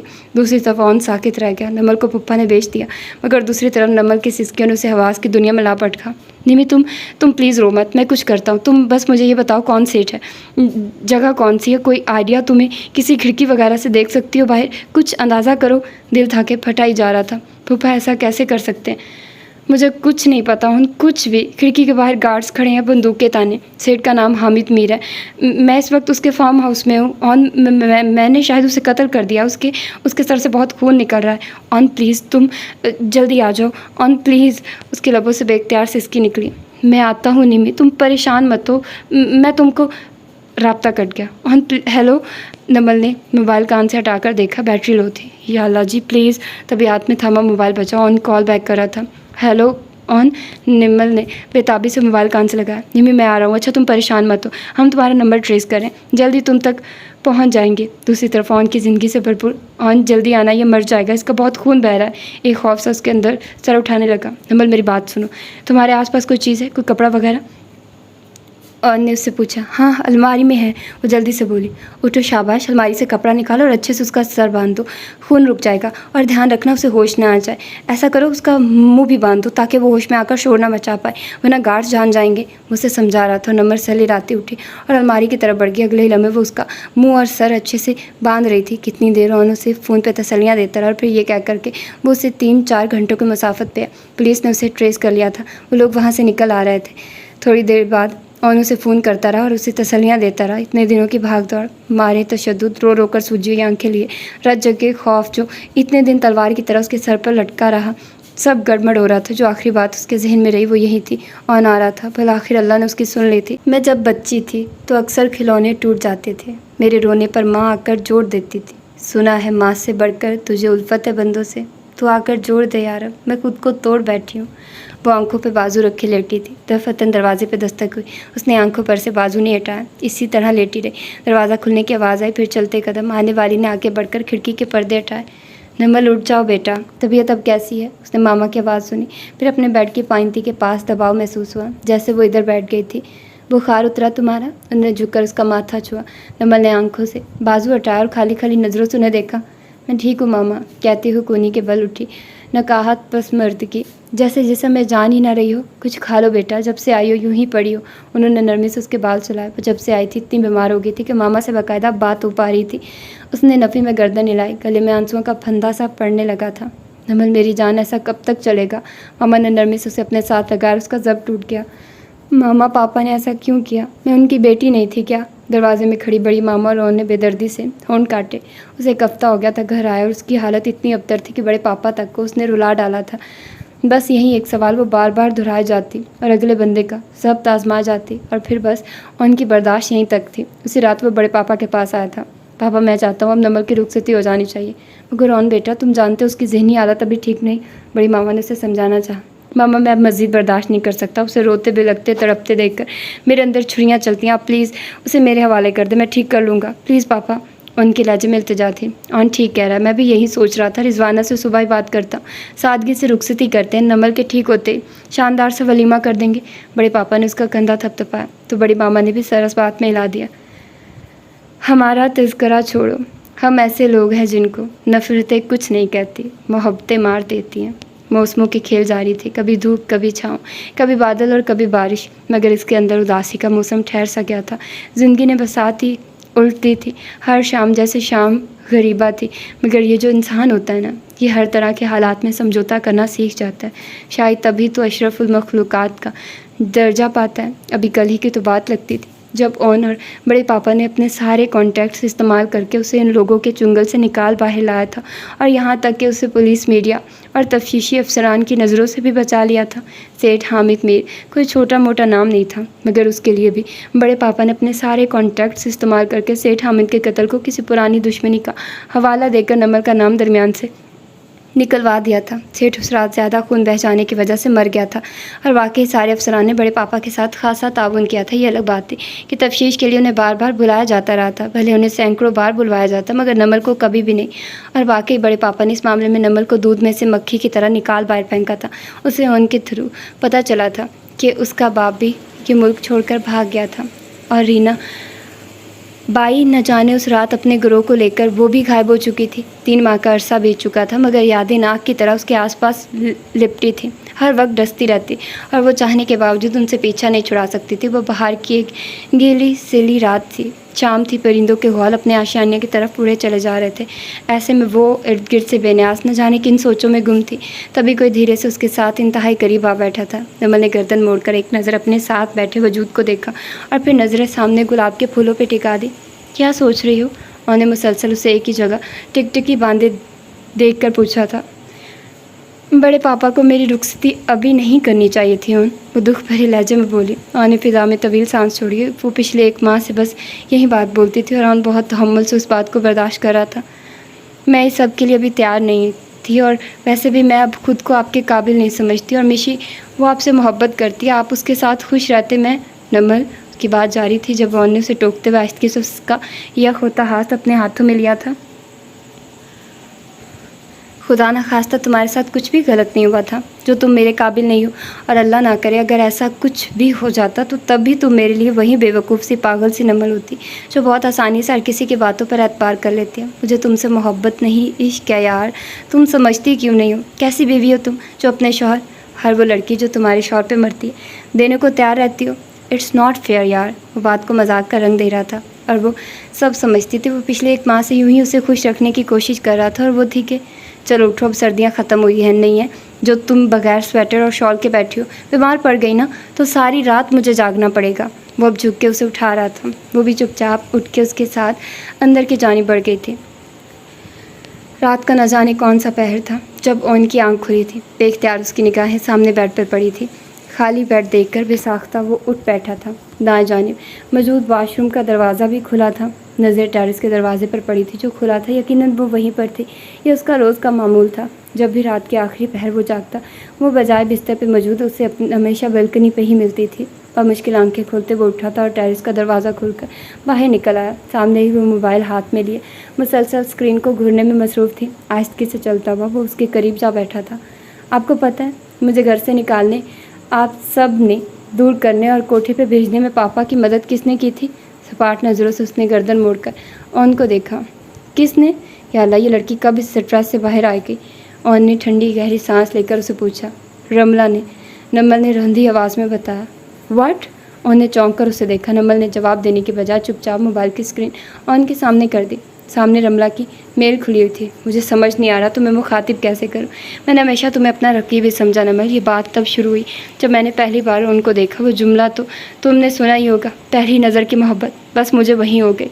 और उनके बड़े पापा मेरे बाबा के बेस्ट फ्रेंड थे, साथ साथ बिजनेस पार्टनर भी थे। मैं शुरू से ही अमेरिका रही। जब पाकिस्तान अपनी फैमिली से मिलने आई तो उनको देखने के बाद फिर कभी पढ़कर दोबारा अमेरिका नहीं गई। हमारी दोस्ती हो गई। मुझे लगा मैं उसे जीत लूँगी, मगर हमेशा मैंने उसकी आंखों में तुम्हारी मोहब्बत देखी। ये बात मुझे हजम ना हुई। मैंने उनको प्रपोज़ कर दिया, मगर तब उसने मुझे बताया कि उसका निकाह तुमसे हो चुका है। बज़ाहिर मैं खुश हुई, मगर उस रात मैं पूरी रात तुम्हें मरवाने के मंसूबे बनाती रही। मगर जल्दी मुझे तुमसे मिलने का मौका मिल गया और उस रात जो पार्टी में हुआ वो तुम भी जानती हो। उसके बाद ओन ने मुझे तुमसे दूर रहने का कहा, डराया, धमकाया और दोस्ती भी तोड़ दी। मुझे मज़ीद तुम पे गुस्सा आया। तभी एक दिन मैं ओन से मिलने ऑफिस आई, तब वहाँ मैंने बाबा और अब्बास अंकल को बातें करते सुना। अब्बास अंकल पापा से कह रहे थे कि उन्हें पता चला कि तुम्हारे पापा आजकल तुम्हारी इन्वेस्टिगेशन करते फिर हैं। उन्हें डर है कि वो नमल को अपने साथ ना ले जाने आए। तब मुझे झटका लगा ये सुनकर, क्योंकि उनके मुंह से एक दफ़ा मैंने सुना था तुम्हारे पापा मर चुके हैं। उस रोज़ मैंने बाबा से पूछा, उन्होंने मुझे तुम्हारे बाबा के बारे में सब बताया कि वो कैसे इंसान थे, उनका उठना बैठना आज भी उन तवाइफों के साथ है। तब मेरे लिए ये खेल मज़ीद आसान हो गया। बहुत ढूंढ ढांड के मैंने तुम्हारे पापा को निकाला। मुझे लगा मुझे उन्हें मनाने में थोड़ा वक्त लगेगा कि वो तुम्हें यहाँ से लेकर कहीं दूर चले जाएं, तुम्हें फिर कभी ऑन ना मिल सके। मगर वो सब बहुत आसान था। मेरे लालच देने पे उन्होंने साफ साफ कह दिया कि उन्हें अपनी बेटी से कोई मोहब्बत नहीं, बस वो अपनी बीवी और सालों से बदला लेना चाहते हैं। मैं किसी तरह नमल को उन तक पहुंचा दूं। तब मैंने उन्हें तुम्हारी यूनी और बाहर आने जाने की टाइमिंग बता दी। बाद में मुझे उन्होंने सब बताया था कि उन्होंने तुम्हें आगे भेज दिया है। मुझे सुनकर थोड़ा दुख हुआ, मगर फिर मैंने सोचा मेरा रास्ता साफ़ हो रहा है, मुझे क्या। मगर चंद ही दिनों बाद मुझे पता चला तुम उस सेठ को दगा देकर निकल गई हो और तुम्हारे पापा भी रिपोर्ट हो गया। पुलिस तुम्हारे पापा को ढूंढ रही है, इन्वेस्टिगेशन जारी है। मुझे लगा मेरा नाम ना आ जाए, इसलिए मैंने घर टूर का कहा और अमेरिका भाग आई। मगर शायद मुझे तुम्हारी बद्दुआ लग गई नमल। उस रात जब मैं अमेरिका के एयरपोर्ट से बाहर आई, मुझे कुछ स्याह फॉर्मों ने घेर लिया। मैं घबरा गई, मुझे लगा शायद डाकू होंगे, सामान वगैरह लेकर मुझे छोड़ देंगे, मगर रात के पिछले पहर लड़की अकेली हो और खूबसूरत भी। उन्होंने मुझे पापा से वहाँ से उठवा लिया। दोबारा जब मैं होश में आई तब अपना सब कुछ लुटा चुकी थी। इसके बाद न जाने में कितने हाथों में बिकती चली गई। मुझे तुम्हारी बद्दुआ लग गई नमल। उस दिन अगर मैं तुम्हारे पापा को ये सब करने से रोक लेती तो शायद आज मेरे साथ ये सब ना होता। मुझे माफ़ कर दो नमल, शायद तुम मुझे माफ़ कर दो तो मुझे सुकून आ जाए, गुनाहों की इस दलदल से शायद मैं निकल सकूं। मेरे लिए दुआ करना नमल कि मुझे मौत आ जाए। तुम्हारी गुनहगार रमला। कितनी ही देर वो मोबाइल हाथ में लिए साकित बैठा रहा। उसने सुना था कि रमला अमेरिका चली गई। क्यों चली गई, वजह क्या थी, तब उसे ये सब जानने की फुर्सत ही कब थी। उन दिनों नमल के लिए वो भाग दौड़ कर रहा था। रमला का नामो निशान ही उसके जहन से मिट चुका था। मैंने उसे कभी बद्दुआ नहीं दी। उन बद्दुआ तो मैंने कभी अपने पापा को नहीं दी जिन्होंने मेरे साथ ये सब किया। वो शिद्दत से रो दी थी और ने बेसाख्ता उसे कंधों से थाम के अपने साथ लगाया था। अल्लाह खूब इंसाफ करने वाला है निम्मी, आज नहीं तो कल ऐसा कुछ होना ही था। उसका कंधा थपथपाते हुए बोला था। हालांकि दिल उस बेवकूफ़ लड़की की हालत पे अफसोस गुनाह भी था। रात बीतती जा रही थी और वो बिस्तर पर करवटें बदल बदल कर थक चुकी थी। करवट बदल कर उसने अपने बाएं हाथ तरफ सोए हुए मौजूद पर नज़र डाली। कैसी पुरसुकून बेखबर नींद सो रहा था। वो जानती थी वो उससे बेखबर होकर नहीं सोता था। जैसे ही वो बिस्तर से उतरती वो उठ बैठता। क्या हुआ, तुम ठीक तो हो, तबीयत तो ठीक है ना, जैसे सवालात शुरू हो जाते। न जाने वो पुरसुकून होकर सोता भी था या सिर्फ बेखबर होने का पोज करता था। 11 माह का अरसा पर लगा के उड़ गया था उनके साथ रुखसत हुए, और इन 11 माह में क्या कुछ नहीं हुआ था। रमला ने खुदकुशी कर ली थी। इमल अपने मामूजाद जबकि मिशाल बड़े पापा के किसी दोस्त के बेटे के साथ ब्याह कर इंग्लैंड चली गई थी। जाते वक्त उसने नमल से माफ़ी भी मांगी थी, मगर क्या फ़ायदा। उसके जहन से वो सारा वाक़या भुला सकती थी जो उसके साथ बीता था। इस वाक़े ने उसके जहन पर इतने बुरे असरात छोड़े थे कि वो उनके साथ रुखसत होने के बावजूद इस रिश्ते को सही से निभा नहीं पा रही थी। 11 माह होने के बावजूद वो दोनों मियाँ बीवी तो थे, मगर कागज़ की हद तक एक घर में रहते हुए, एक रूम में रहते हुए, एक बेड शेयर करते हुए भी दोनों सदियों की दूरी पर थे। किसी भी मर्द को देखते हुए उसकी तबीयत ख़राब होने लगती, वो चीखना चिल्लाना शुरू कर देती। इसके बावजूद वो सब बर्दाश्त करता, उसे किसी मताए जान की तरह संभालता, उसका ख्याल रखता। यही वजह थी कि वो बहुत हद तक उन पर ट्रस्ट करने लगी थी, वरना उसके बाप ने तो उसे किसी मर्द पे भरोसा करने लायक न छोड़ा था और उसे लिए इस्लामाबाद शिफ्ट हो गया था। ऑफिस से आने के बाद सारा वक्त वो उसके साथ गुजारता, बाहर आउटिंग पर ले जाता, कभी कभी डिनर भी बाहर से ही करके लौटते। इस सारे अरसे में वो उसे कभी यूँ संभाले रखता जैसे वो कोई बच्चा हो। क्या हुआ, करवटें बदल बदल कर जब वो थक कर उठने लगी तो वो एकदम जाग गया था। नहीं, बस यूं ही। उसकी आंखों में फ़िक्रमंदी देखकर वो बस इतना ही कह सकी। जानती थी अगर कहेगी ज़रा बाहर हवा खाने जा रही हूँ तो वो भी साथ चल पड़ता, और जब तक वो जागती साथ में वो भी जागता, मगर वो इतनी संगदिल भी नहीं थी। सुबह उसे ऑफिस जाना होता था, इसलिए वो चुपचाप लेट गई। नींद नहीं आ रही क्या, उसे लेटते देखकर रॉन ने पूछा था, तो वो सरस बात में हिला गई। सो जाओ, मैं पास हूँ तुम्हारे, उसके घने बालों में उंगलियाँ फेरते हुए बोला था। तो वो पल के मूंद गई और वाकई कुछ देर में वो गहरी नींद में जा चुकी थी। तुम भी बैठो ना, कहाँ जा रही हो। अगली सुबह वो ऑफिस जाने के लिए तैयार होकर नाश्ते की टेबल पे आया था। जब नमल टेबल पे नाश्ता लगाने के बाद मुड़ने लगी तो वो एकदम उसका हाथ थाम कर बोला था, मैं आती हूँ, बस चाय निकाल लाऊँ। कहते हुए वो किचन की तरफ मुड़ गई थी। रोज़ की रूटीन थी, वो रोज़ अपनी निगरानी में उसे नाश्ता करवा कर जाता था। लंच टाइम में भी बार बार कॉल करके खाने की ताकीद करता रहता। वो जानता था वो नहीं खिलाएगा तो वो खुद से खाएगी भी नहीं, इसलिए वो उसके खाने पीने का ध्यान खुद रखता था। हसीब की तरफ गया था कल में, उसकी वाइफ बहुत फोर्स कर रही थी, तुम्हें लेकर आऊँ कभी। उसकी प्लेट में स्लाइस रखते हुए उन्होंने बात शुरू की थी, साथ ही दूध का गिलास उसे थमाया। रोज़ कहती है तुमसे मिलवाने को, बहुत शौक़ है उसे तुम्हें देखने का। कल गया तो कह रही थी आज रात हम लोग डिनर उनके साथ करें। और ने एक नज़र उससे देखा जो हाथ में नवाला था, मैं उसे घूर रही थी। बट इट्स ओके, मैंने मना कर दिया उसे, कहा तुम्हारी तबीयत ठीक नहीं। आहिस्ते से कहते हुए उन्होंने नवाला उसके हाथ से लेकर उसके मुँह में डाल दिया। मुझे देर हो रही है, तुम जानती हो जब तक तुम नाश्ता ख़त्म नहीं करोगी मैं यहाँ से हिलूँगा भी नहीं। वो बात बदल गया था, जानता था वो बाहर निकलने पर घबराती है। आप शाम को कब लौटेंगे। नाश्ता करके वो उसे छोड़ने गाड़ी तक आई थी। जल्दी आने की कोशिश करूँगा। फ्रंट डोर खोलकर ब्रीफ केस अंदर रखा। जल्दी आ जाना, मैं आपको तैयार मिलूँगी। डिनर हम हसीब भाई की तरफ करेंगे। उंगलियाँ मरोड़ती वो कह रही थी और ने हैरानगी से उसे देखा था। वो बदल रही थी, ब्लैक झुलमलाती साड़ी, हल्की फुल्की ज्वेलरी और मेकअप समेत वो अपने खूबसूरत सरापे के साथ बहुत प्यारी लग रही थी। और अंदर नहीं आया था, उसे बाहर से ही पिक कर लिया था। और ने बाकी काफ़ी खुशगवार अंदाज में उसे देखा था।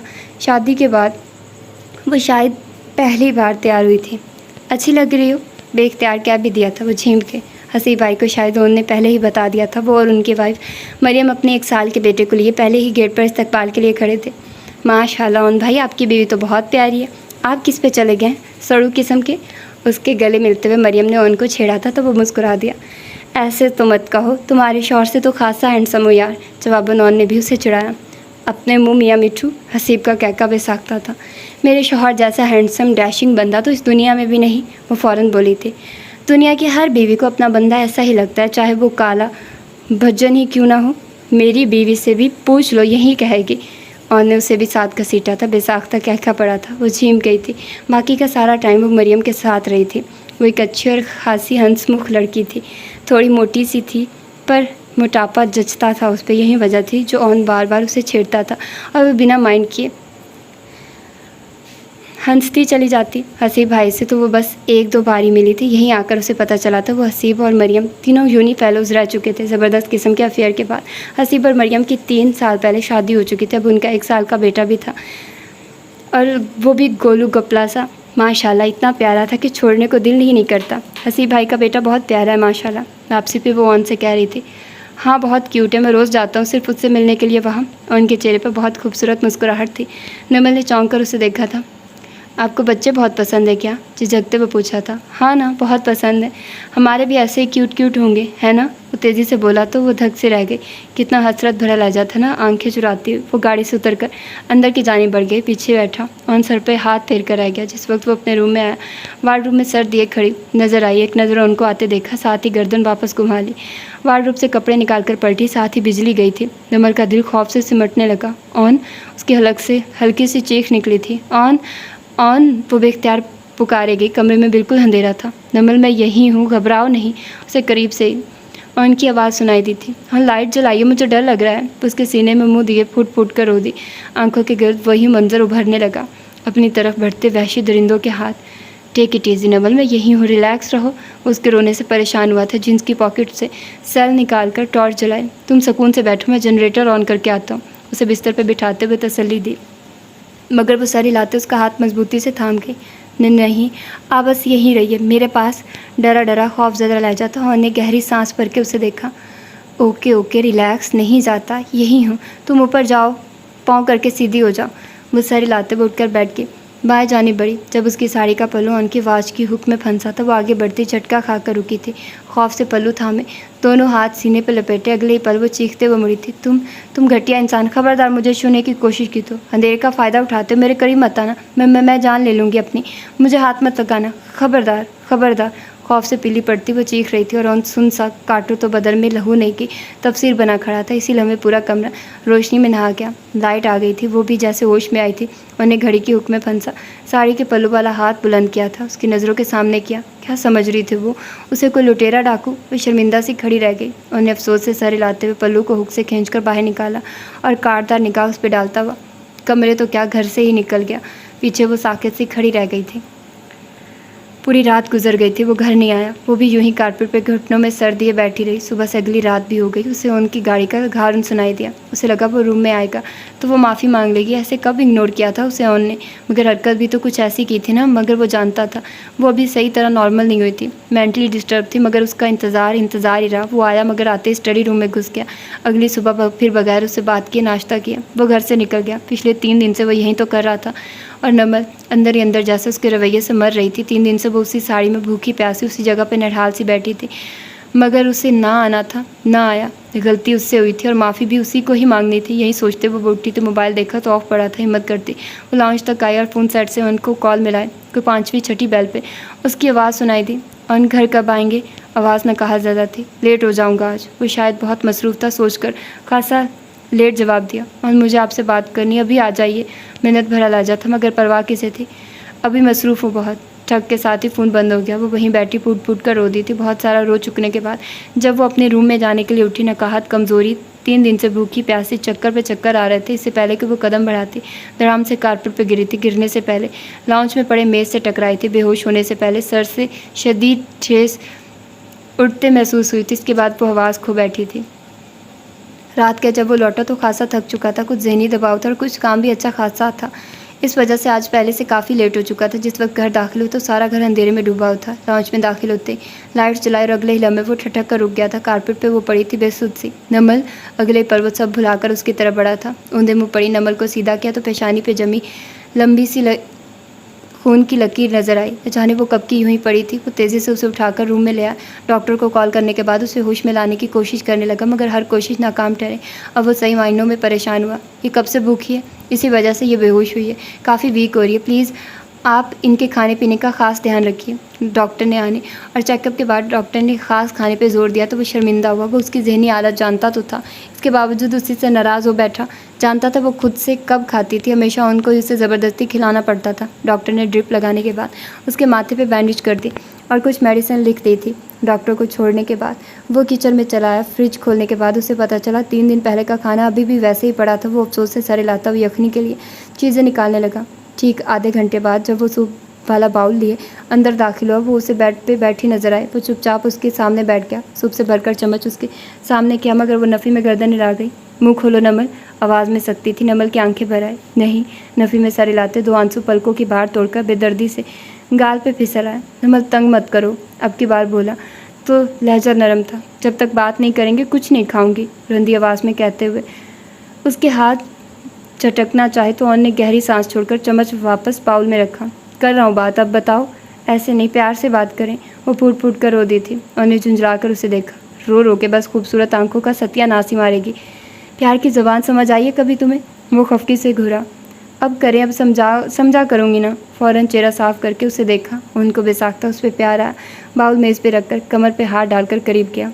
3 दिन से कुछ खाया क्यों नहीं? रही हालत देखो कैसी हो रही अपनी।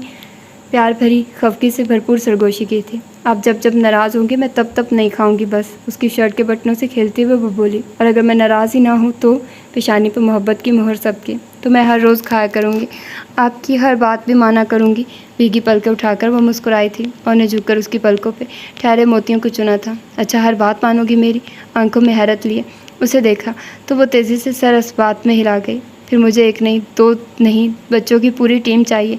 आंखों में शरारत लिए वो उसे देख रहा था। वो बदक कर दूर हुई। नहीं ओनी, इतने बच्चों को कौन संभालेगा? मैं तो थक जाऊंगी सारा दिन संभाल के। नमल के लहजे में परेशानी थी। ऑन का कहका बेसाख्ता था। उसे शरारत के मूड में देखकर वो झिम गई।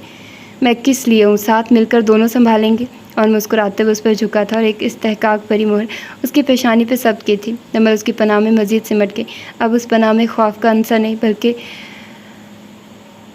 मुहाफ़ज़त का एहसास गालिब था। तो ये था एक खूबसूरत सा नावल। होप्स हो कि आप लोगों को पसंद आया होगा और इसीलिए तो फिर मैंने आप लोगों को कंप्लीट नावल दे दिया।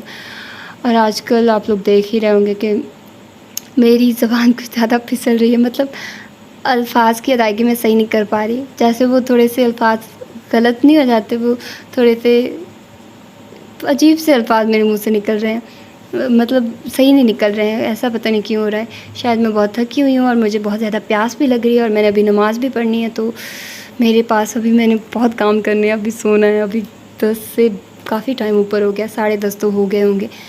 तो खैर, आप लोग अपना ढेर सारा ख्याल रखिएगा, मुझे दुआ में याद रखिएगा। मिलते हैं इंशाल्लाह किसी और अच्छे से नावल के साथ। अल्लाह हाफ़िज़।